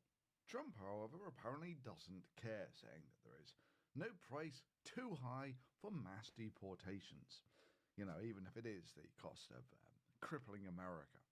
Then, of course, you come to the second problem. Those illegal immigrants, most of them have jobs in America and pay taxes. If you do this, America's tax revenue will drop by about $100 billion. Additionally, you're looking at chopping some 10% out of the workforce, which would cripple the economy. Economies are like living organisms. You can't just cut off a foot or a head or whatever and say, well, it's only 10% of the biomass, and expect things to keep running as normal. Now, it's entirely possible that this is just like Trump's build the wall stuff, where it's just something he liked to talk about and never did.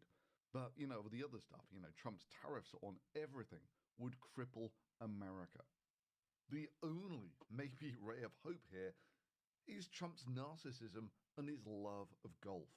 See, with the narcissist, it's all about me. And if you look at Trump like that, it's like, well, I only ran for president to avoid jail, and now these suckers and losers have elected me. They're worth nothing to me now.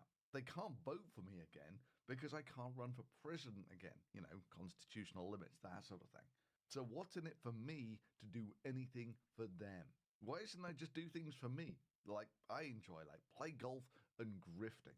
Maybe stacking the government with lawyer lists. That's maybe worth something to me. And honestly, this was kind of why I was surprised that Trump won, because he was so low energy.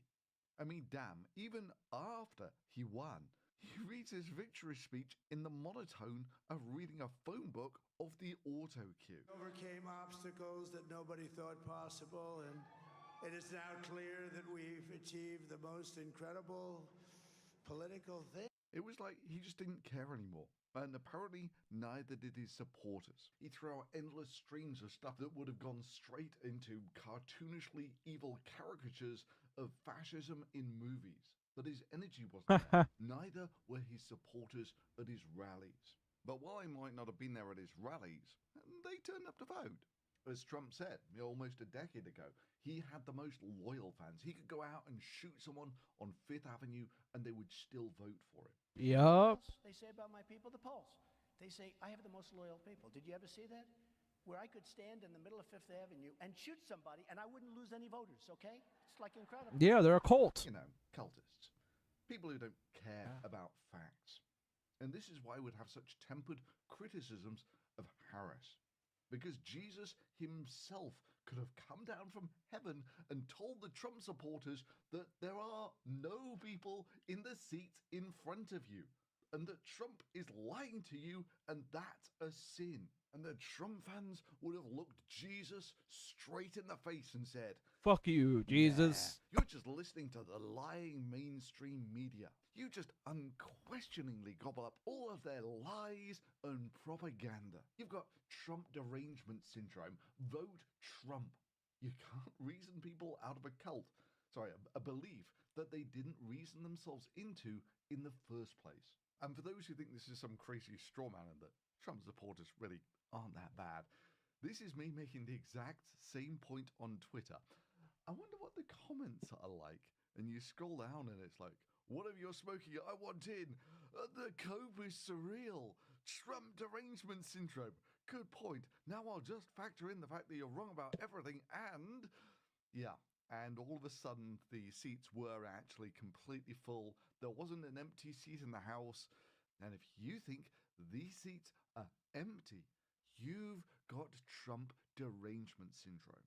And this is why I don't have that much criticism about Harris, in that, you know, you factor in a base like this, And the fact that you only need about 25% of the people to actually vote for you to win a US election. You know, the crude level, a third vote red, third vote blue, and a third don't really care. So, of course, if you're in the punditry game, you're going to make a story about this, about how there's a huge demographic shift and all the various things you can read into this. What is operationally, in terms of the total voting share, a couple of % shift in how people voted. And because the animation was functionally invisible, even though it happened, I assure you, I'll reverse it just to give you a feel what the shift in the real vote was actually like. And yeah, that was enough to shift it from the lawyer with the experience in all three branches of government and America's first female president to America's first felon president.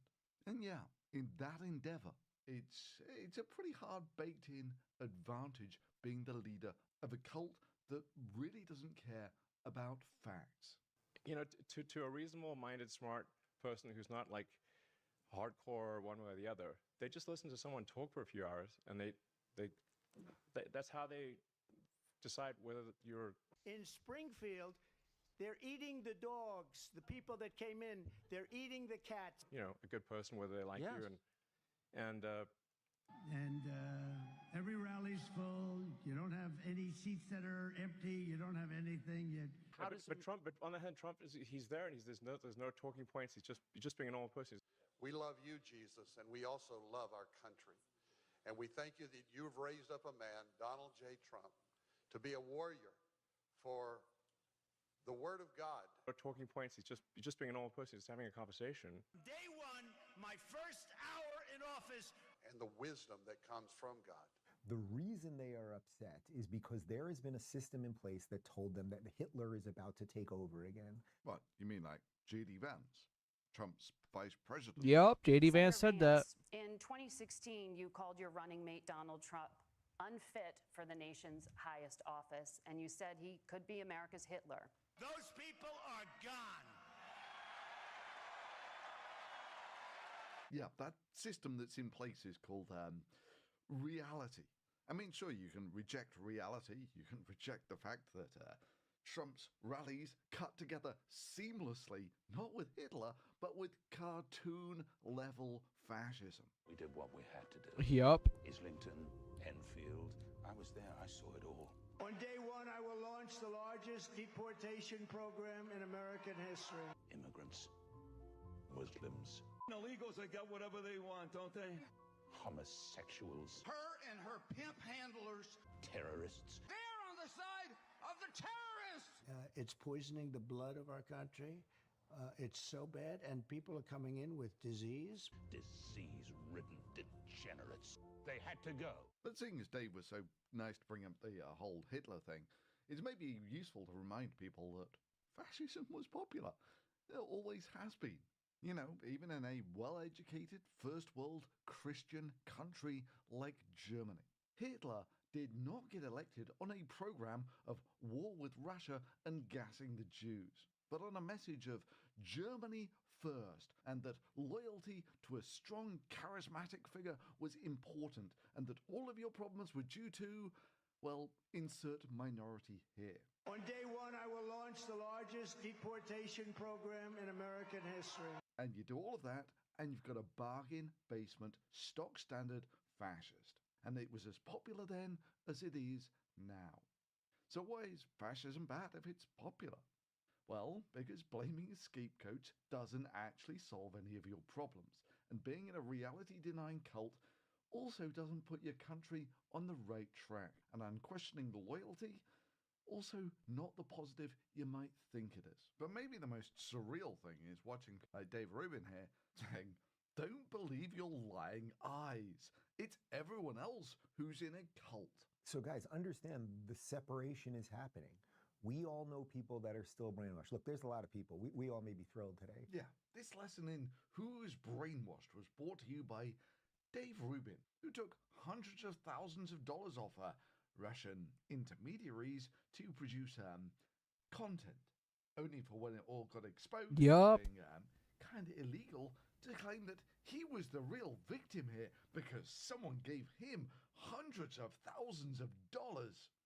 Yeah, I can see Dave commiserating with the other victims at court now, you know. My neighbor shot my puppy. My grandmother got swindled out of her retirement account. And Dave Rubin, that's nothing. Russian propagandists gave me a dump truck full of money. Yeah, this is the guy saying that you need to be deprogrammed. That is so sad and unfortunate and is going to take mass deprogramming, not so that they can believe everything we believe. In Springfield, they're eating the dogs, the people that came in, they're eating the cats. But so that they can be deprogrammed from a machine that has taught them all of the wrong things and to hate all of the wrong people. It's actually taught them nothing but hate, and to hate the wrong people, and to hate the wrong country. Look, I don't have a fancy recording studio or nice lights. I'm old school, literally. I've been doing this for some 18 years and still never taken a single sponsorship, let alone hundreds of thousands of dollars to produce propaganda. I'm old school independent. I get cash from the adverts that run and from Patreon, and many thanks to those who do support this channel through Patreon. But I do videos like this not because I know they will be well liked. I know they will piss a lot of people off. I mean, hell, just scroll down to the comment section and look for the cope harder non-arguments. I do videos like this for the same reason I did them on Brexit, because someone has to be the voice of sanity in the room and throw a bucket of cold facts on the feelings brigade. Now, a sane man might well argue, well, what's the point of that? The feelings brigade is what carries elections, and yeah, you're not wrong. But I don't do that. I do the facts thing and maybe have a little fun with it while I'm at it. Which brings us on to Musk's Department of Government Efficiency. Your money is being wasted, and the Department of Government Efficiency is going to fix that. Yeah, he's going to slim down the wastage of your money by setting up a new government department with your money that duplicates the exact same thing that another government department already does. Yes. How much do you think we can rip out of this wasted $6.5 trillion Harris-Biden budget? Well, I think we can do at least $2 trillion. Yeah! Yes. $2 trillion. Wow, that's impressive. He's going to save the taxpayer $2 trillion. Now, hang on, wait. All that money is spent in the US economy. It ultimately ends up as American jobs. So cutting $2 trillion out of the budget will, at an average US salary of, say, $50,000 a year, is going to lead to 40 million unemployed Americans. To say this would be devastating to the US economy is kind of an understatement. And yet you have Musk getting cheered like a hero for essentially proposing not just shooting America in the foot, but in the head. I mean, you put your guesses below. What do you think Musk is going to be able to cut out of the federal budget? Me, I reckon this is going to go like his purchase of Twitter, where on buying it, he claimed he was going to transform it into the everything app that would eventually take over some half of the world's finances. If done right, the X would be would serve people's financial needs to such a degree that over time it would become, I don't know, maybe half of the global financial system, or some big number. Okay. I'm not sure what the number is, but pretty big. Really? Half the world's financial system. Just so we're clear, America is only about 15% of the world's financial system. And how did this work out? Well, it didn't quite take over half the world's financial system. In fact, it took over 0% of the world's financial system. You still cannot do any financial transactions on X. And rather than becoming half of the world's financial system, he managed to make the company lose some 80% of its value. But no, maybe Musk did finally deliver something that he promised. Yeah, thanks Elon for making the future look like the future. Idiocracy, yeah, I saw that movie.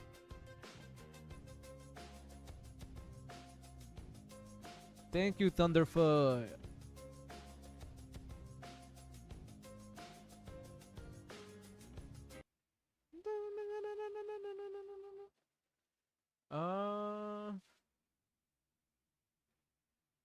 Let's check this out. 15 minutes ago by the Humanist Report. Listening to the people we claim to represent. We claim to be the party of the working class, the party of poor people. And yet we let interest groups and think tanks tell us what those people need. That's why we end up with these relatively small ball solutions. I'm not saying they don't matter, but more roads and bridges, bulk negotiation of prescription drug prices, a little bit bigger tax credit for families with kids. That's not meeting the moment.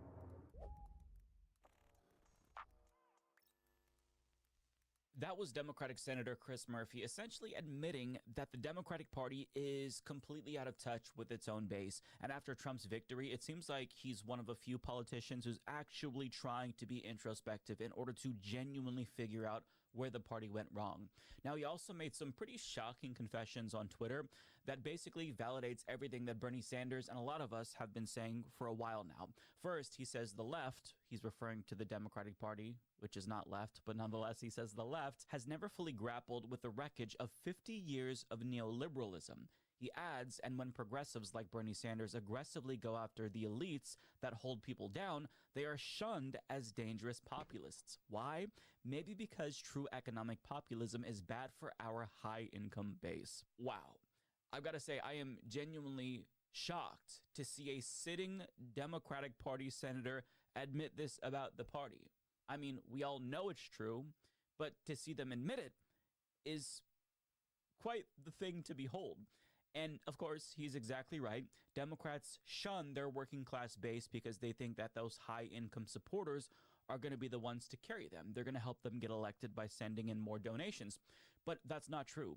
Bernie Sanders already proved that you don't need millionaires and billionaires to run campaigns. If you look at this individual donor map from 2020, courtesy of the New York Times. God damn. Guys, look at the light blue. Look. Bernie Sanders got the most donations across the whole country. Look at that. He got donations everywhere. Maybe not in Texas, but I'm sure there's a few blue in there somewhere, you know. But he got donations from everywhere, guys. Bernie Sanders is the way forward. Our ideas are right. We are right. We are right. The left is right. You could see that Bernie Sanders was able to raise millions of dollars with just small dollar donations from working class people across the country. We're talking red states, blue states. It didn't matter because he tapped into something that other Democrats couldn't. Genuine grassroots enthusiasm. He didn't have to send 10 texts a day begging people for money, talking about the threat of Trump. People willingly gave him $5 here, $10 there because they felt like it was an investment into their future. My mom, for example, she never voted her entire life until Bernie ran in 2016, and she called me up to ask how she can donate to Bernie Sanders, even though she couldn't afford it because she was on a fixed income. And I told her, Mom, just let me donate $5 or $10 in your place. And she's like, no, I want to be a part of this. Aww. This was something that was real, that never happened before. She was converting 2016 Trump voters to 2020 Bernie voters by explaining the benefits of Medicare for all to them. The enthusiasm across the country was palpable. And all of that evaporated like this with Bernie Sanders' campaign. And a lot of Bernie Sanders' support, they're no longer with the Democratic Party. A lot of his support came from younger millennial voters, people from my generation, whose world was shaped by so many failures of neoliberalism and capitalism. Look at this graph. So millennials in the United States and the UK are bucking the trend of becoming more conservative with age. In fact, they're becoming increasingly left-leaning, and the Democratic Party has not addressed this. Every election cycle, the Democratic Party leaves millions of millennial votes on the table and doesn't even try to craft a message to cater to them like Bernie did, with a few exceptions here and there. Instead, they try to win over moderate Republicans and tell us to shut the fuck up whenever we ask for too much. But this issue stems from the Democratic Party's reliance on elites, who are fundamentally at odds with what its own base wants. And that's the crux of the issue here. And after 10 years of us trying to tell Democrats this, they're finally starting to wake up and get it. Or at least they're not playing dumb anymore. But there's more from Chris Murphy. Democrats need to understand that Republicans start by examining the way that people are actually feeling and then matching policies to the way that they're feeling. Democrats need to start doing the same thing. If we did that, we would pick bigger fights. We would be a more populist party. We would name the corporations and the billionaires that are screwing people, and we would take it to them. Now, that's something that the Harris campaign did not do. And frankly, when leaders in our party like Bernie Sanders do it, they largely get shamed or shunned as dangerous populists. Maybe that's because they call them communist, socialist, evil. They want to destroy the government. They want to destroy everything. Oh, they want us to be like Venezuela. They want us to be like Cuba. Oh, this is bad. Oh, Bernie Sanders. Oh, that's what they did to Bernie Sanders last time he ran. My grandma didn't like Bernie Sanders at first because all the smears from the mainstream media about him being a communist, a Fidel Castro, oh, scary. And this election, she didn't vote, probably. I asked her, "What are you gonna vote?" She said, "No." She said, "Aren't they both the same? Kamala Harris and Trump. Why would I vote?" She basically said, "Why would I vote? Aren't they both the same?" And then she said, "I like the Bernie guy. I like Bernie Sanders." She regretted not voting for him. So it's like, this is what we gotta do, man. We gotta stop running with these fucking rich assholes. If we actually were fighting billionaires, if we were actually engaging in true populist economic ideas, it would hurt our coalition, which these days tends to be higher income people who don't want the status quo fundamentally upset. So for me, those issues of true economic populism, moving power from people that have it to people that don't have it, that has to be the tentpole of our coalition. That is quite the admission.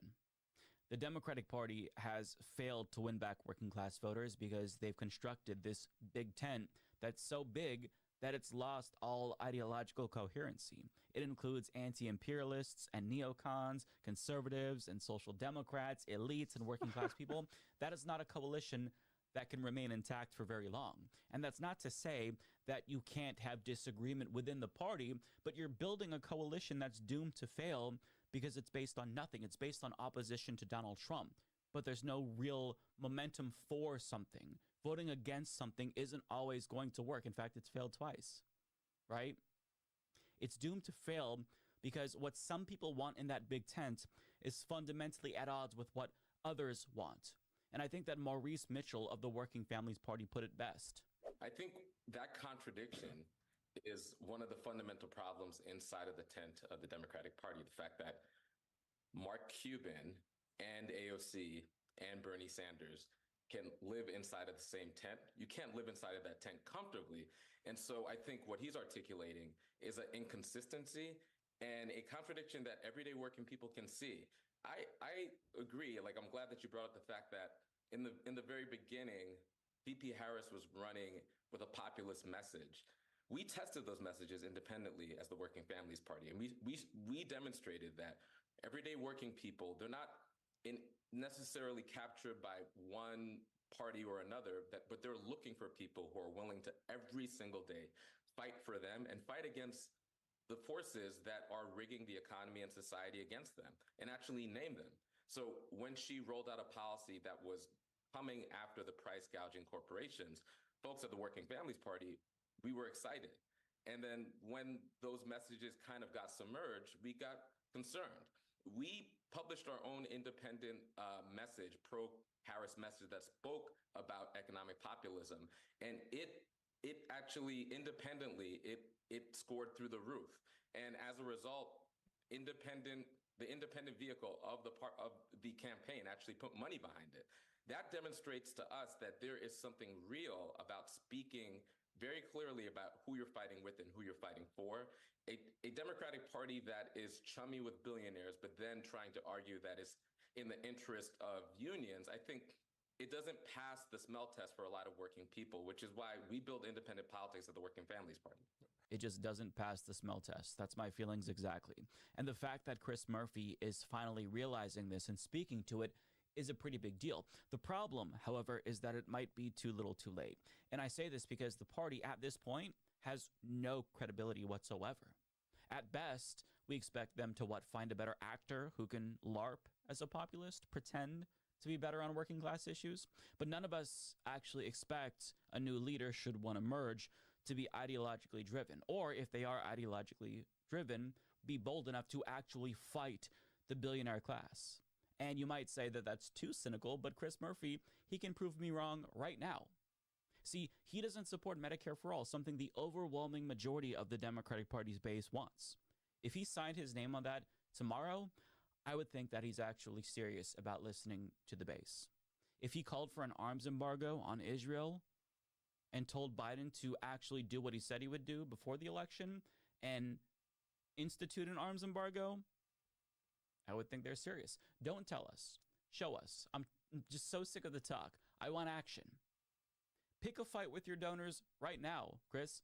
Shun the health insurance industry. Shun your defense contractor donors. You won't do it because even though you now know what you need to do, it doesn't necessarily mean that you have the spine to do it. And in other countries, you see, what happens after a blowout is the party leaders that lost step down after getting repudiated in the election. But the same Democratic Party leaders aren't going anywhere. Does anybody expect Nope. Chuck Schumer to resign? Does anybody expect Hakeem Jeffries to do the same? Of course not. The same people who got us here, What do we do? who hold hands with Christo-fascists, aren't going anywhere. They're still going to lead the party into irrelevance. And if you think that I'm being hyperbolic when I say they're holding hands with Christo-fascists, well, see Exhibit A.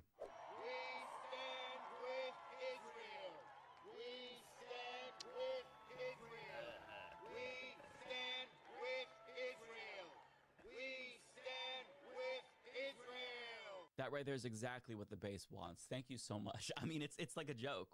Do you think that Hakeem Jeffries and Chuck fucking Schumer are going to lead the party into a new populist era? Come on. Hakeem Jeffries might be the one Democrat who hates progressives more than Nancy Pelosi. As Maurice Mitchell put it, it just doesn't pass the smell test. So they can say that they're more pro-working class and they can get somebody to pretend to be anti-establishment like Bernie Sanders. But fundamentally, if you don't change the material conditions that's leading to this dissatisfaction with the system, you are still not going to be a party that can win elections. Maybe you'll win every 4 to 8 years, but we're going to go back and forth because neither party is going to systemically make changes that actually affect working class people in a positive way. But even if Democrats don't actually want to embrace real working class populism, it would behoove them, at a minimum, to at least not be antagonistic towards their own base. I feel like that's politics 101, but nonetheless, you do have to say it. And some of the things that they do feels like a real slap in the face to their most loyal supporters. And Bernie's former campaign manager, Faz Shakur, is going to give some examples of where Kamala went wrong.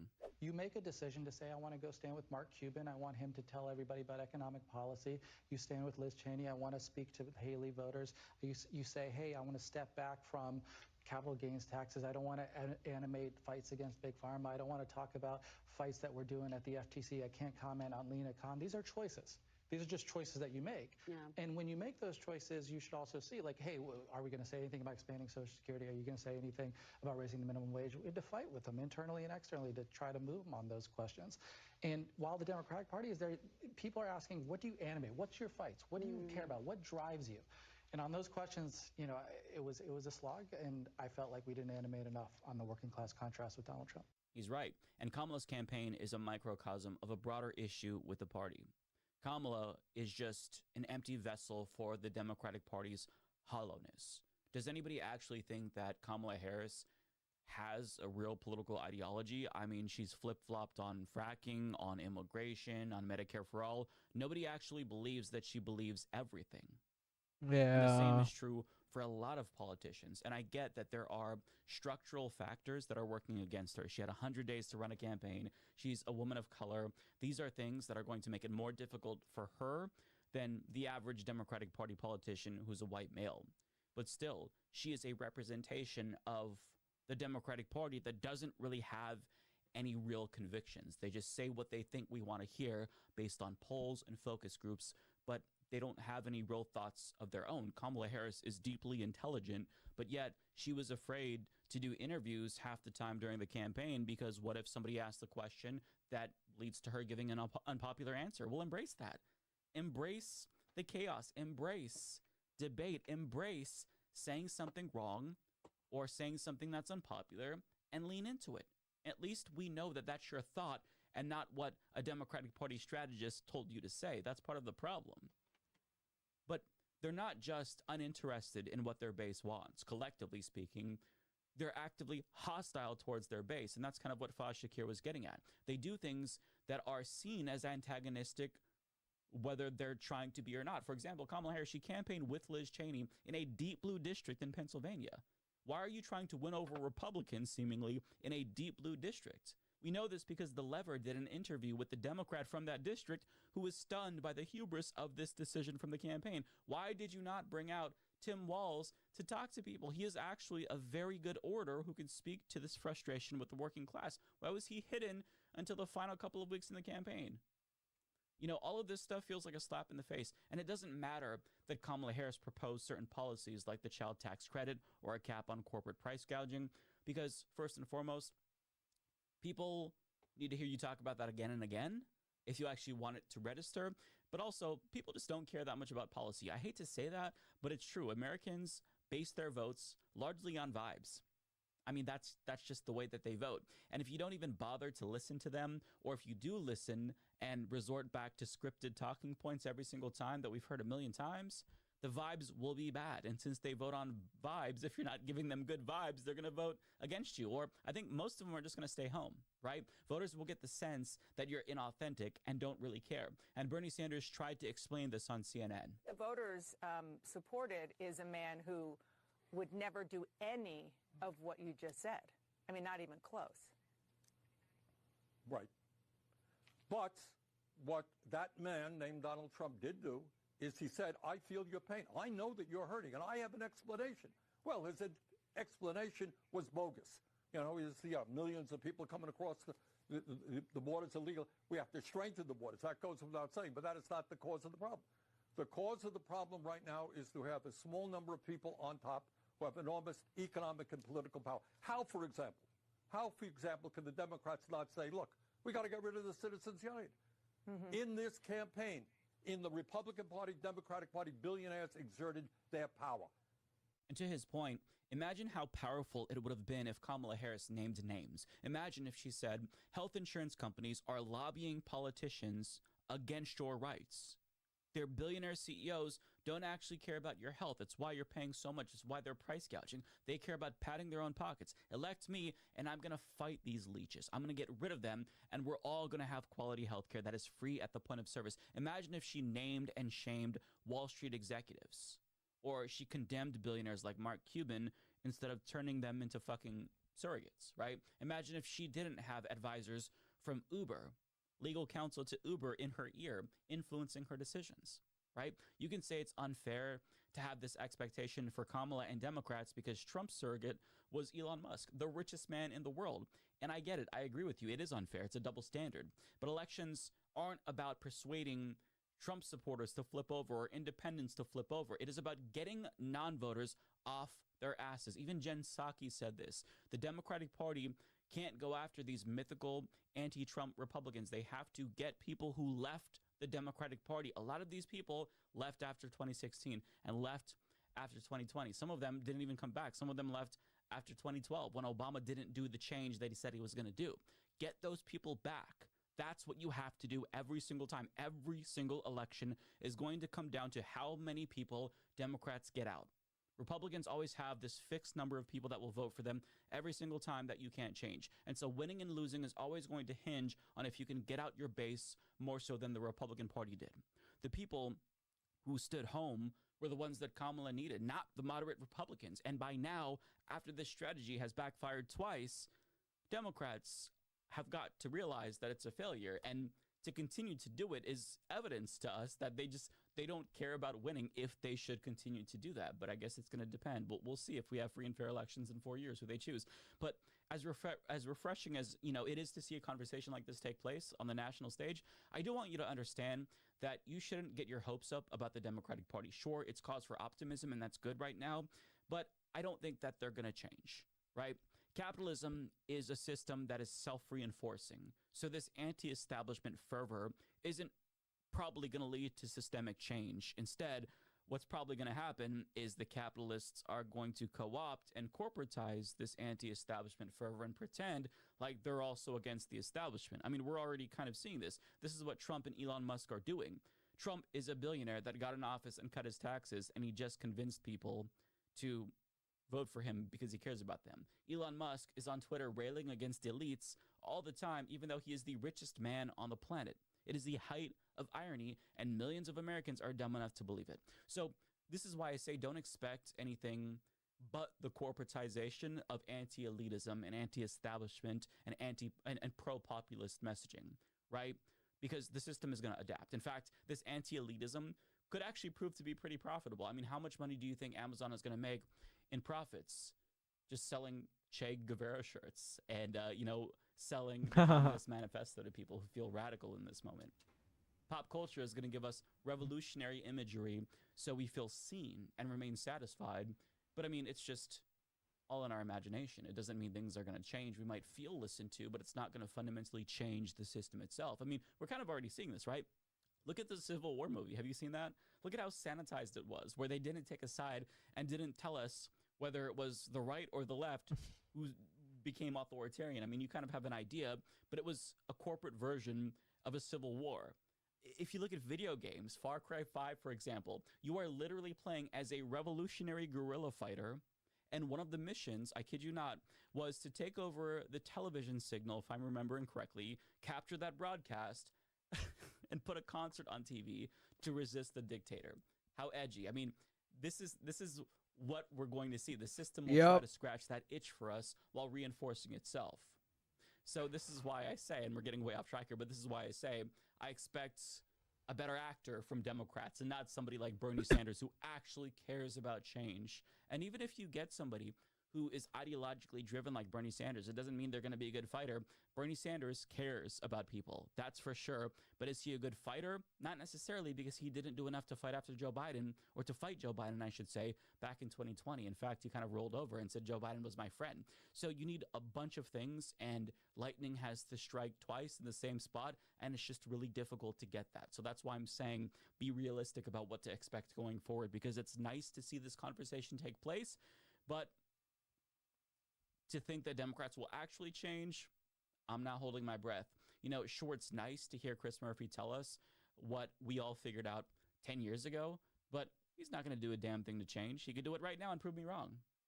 Most of the party isn't going to change either. In fact, Nancy Pelosi condemned Bernie Sanders' advice for Democrats, and I do want to play his response. Well, as you know, your statement was met with some sharp reaction as well. This is what Speaker Emerita Nancy Pelosi had to say. Take a look. I'll get your reaction on the other side. Bernie Sanders has not won.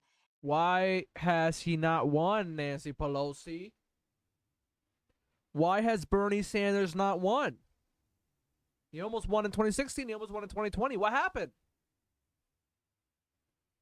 You guys keep fucking him over, you stupid cunt. I hope you fucking die.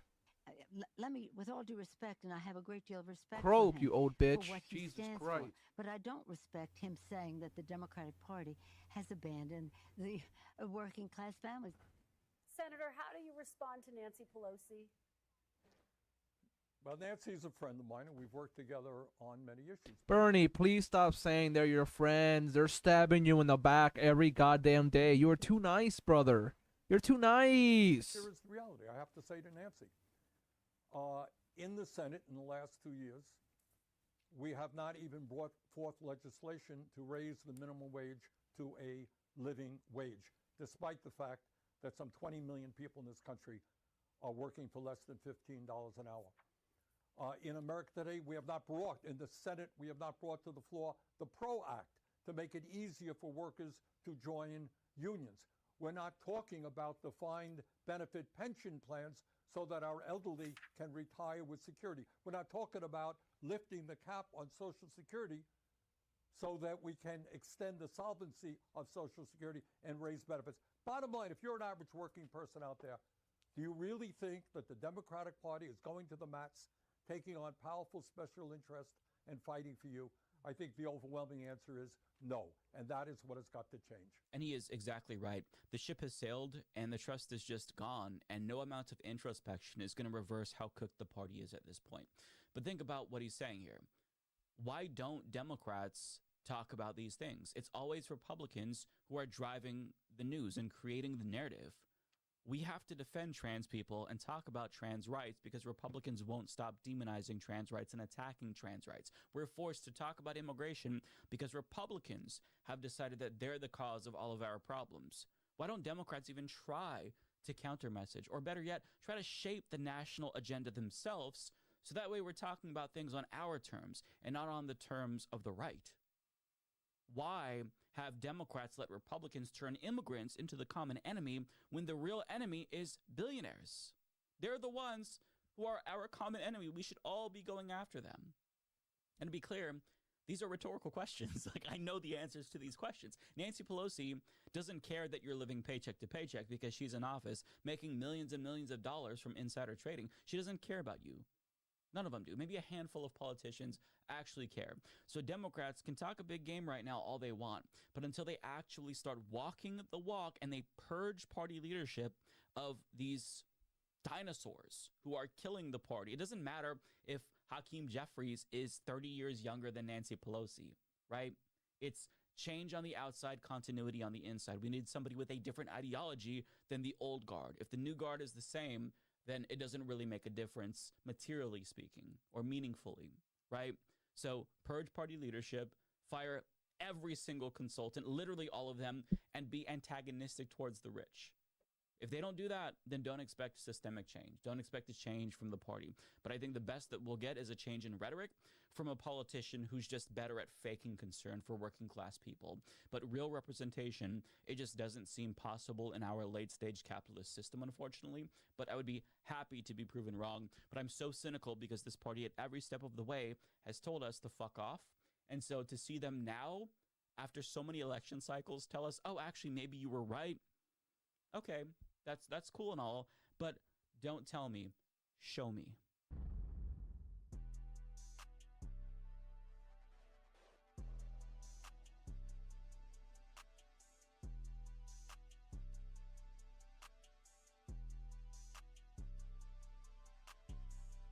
Woo!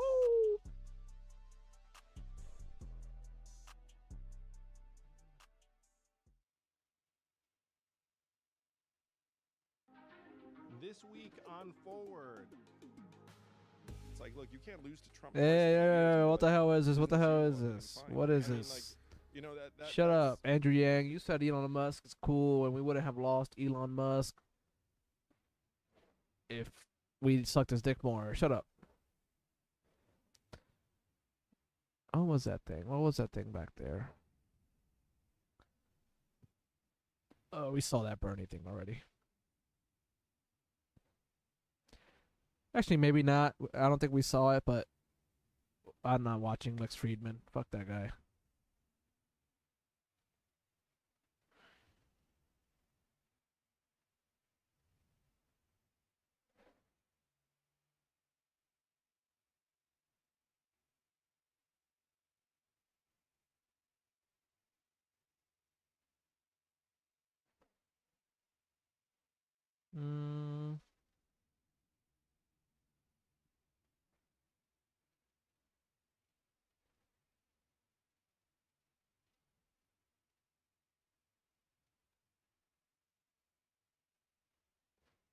Look at this fucking incel ass weirdo.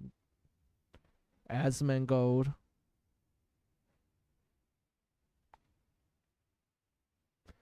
Alright, y'all. I think I'm gonna end it here. I think I'm gonna end it here.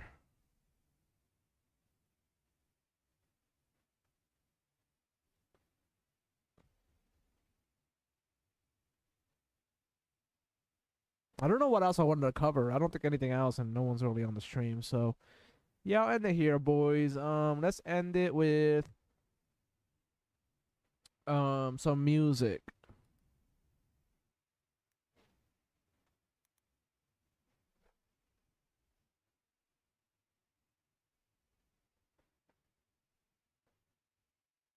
This is from Memes of Production, who is also the Surfs TV, Lance of the Surfs.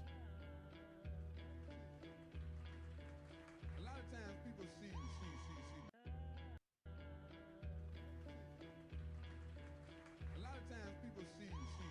battles and skirmishes on TV, and they say, "Aha, the revolution is being televised." God damn it, this slow ass. Of the revolution are being televised. The first revolution is when you change your mind about how.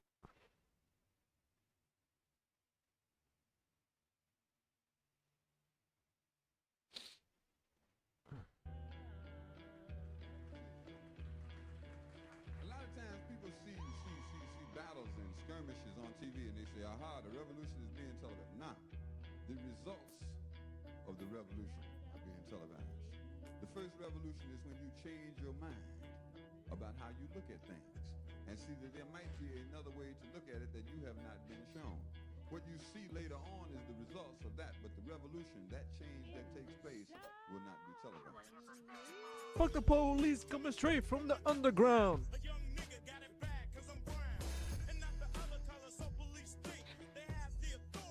Kill a minority.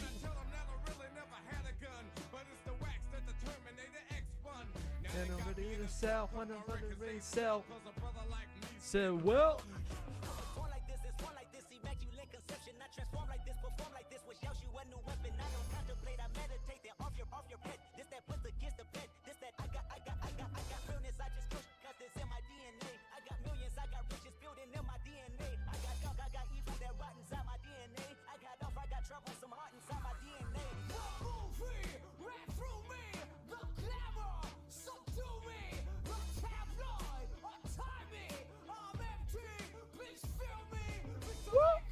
That's the sound of the police. Whoop, whoop. That's the sound that I miss. Whoop, whoop. That's the sound of the police.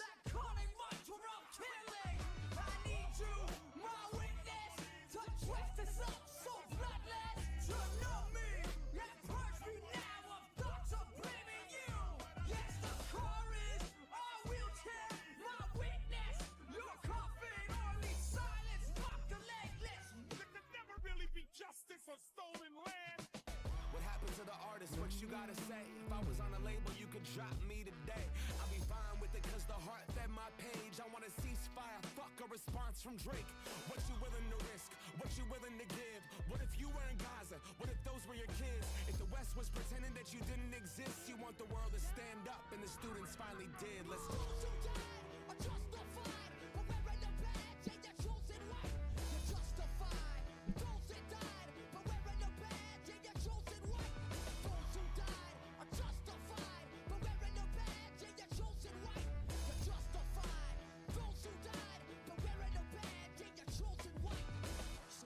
That work forces are the same that burn crosses. Some of those that work forces are the same. That was awesome. I really like the first part, the first segment of the song. Before it gets to the screamo fight against the machine. Of the revolution are being televised. The first revolution is when you change your mind about how you look at things and see that there might be another way to look at it that you have not been shown.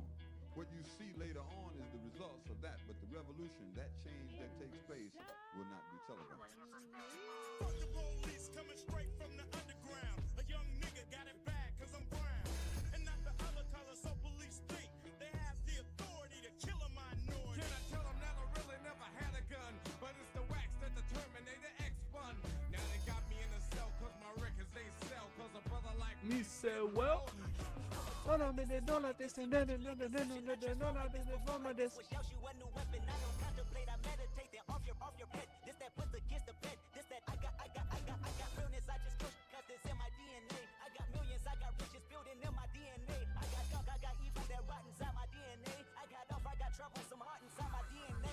Yeah, that part is so lit. Like all of that.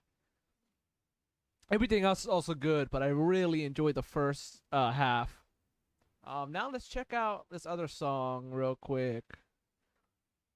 We'll check out a few songs before we go. We'll have some fun here. Actually, no. We'll do this last one right here. We'll do the next. We'll do the epic rap battle of battles of history, Kamala Harris and all that tomorrow maybe. We want So subscribe to Memes of Production. Memes of Production. I want the Ninja Trap. Ninja Trap.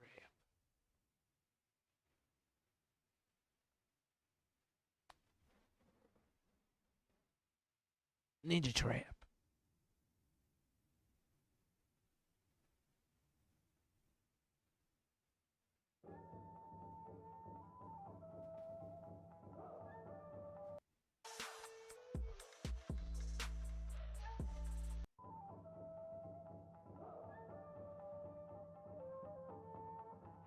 Oh.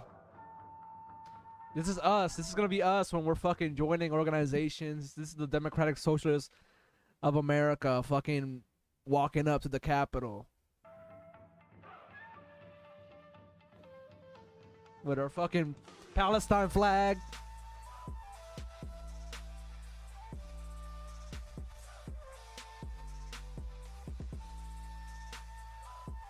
All right, y'all. I'll see you guys tomorrow. I love you guys so much.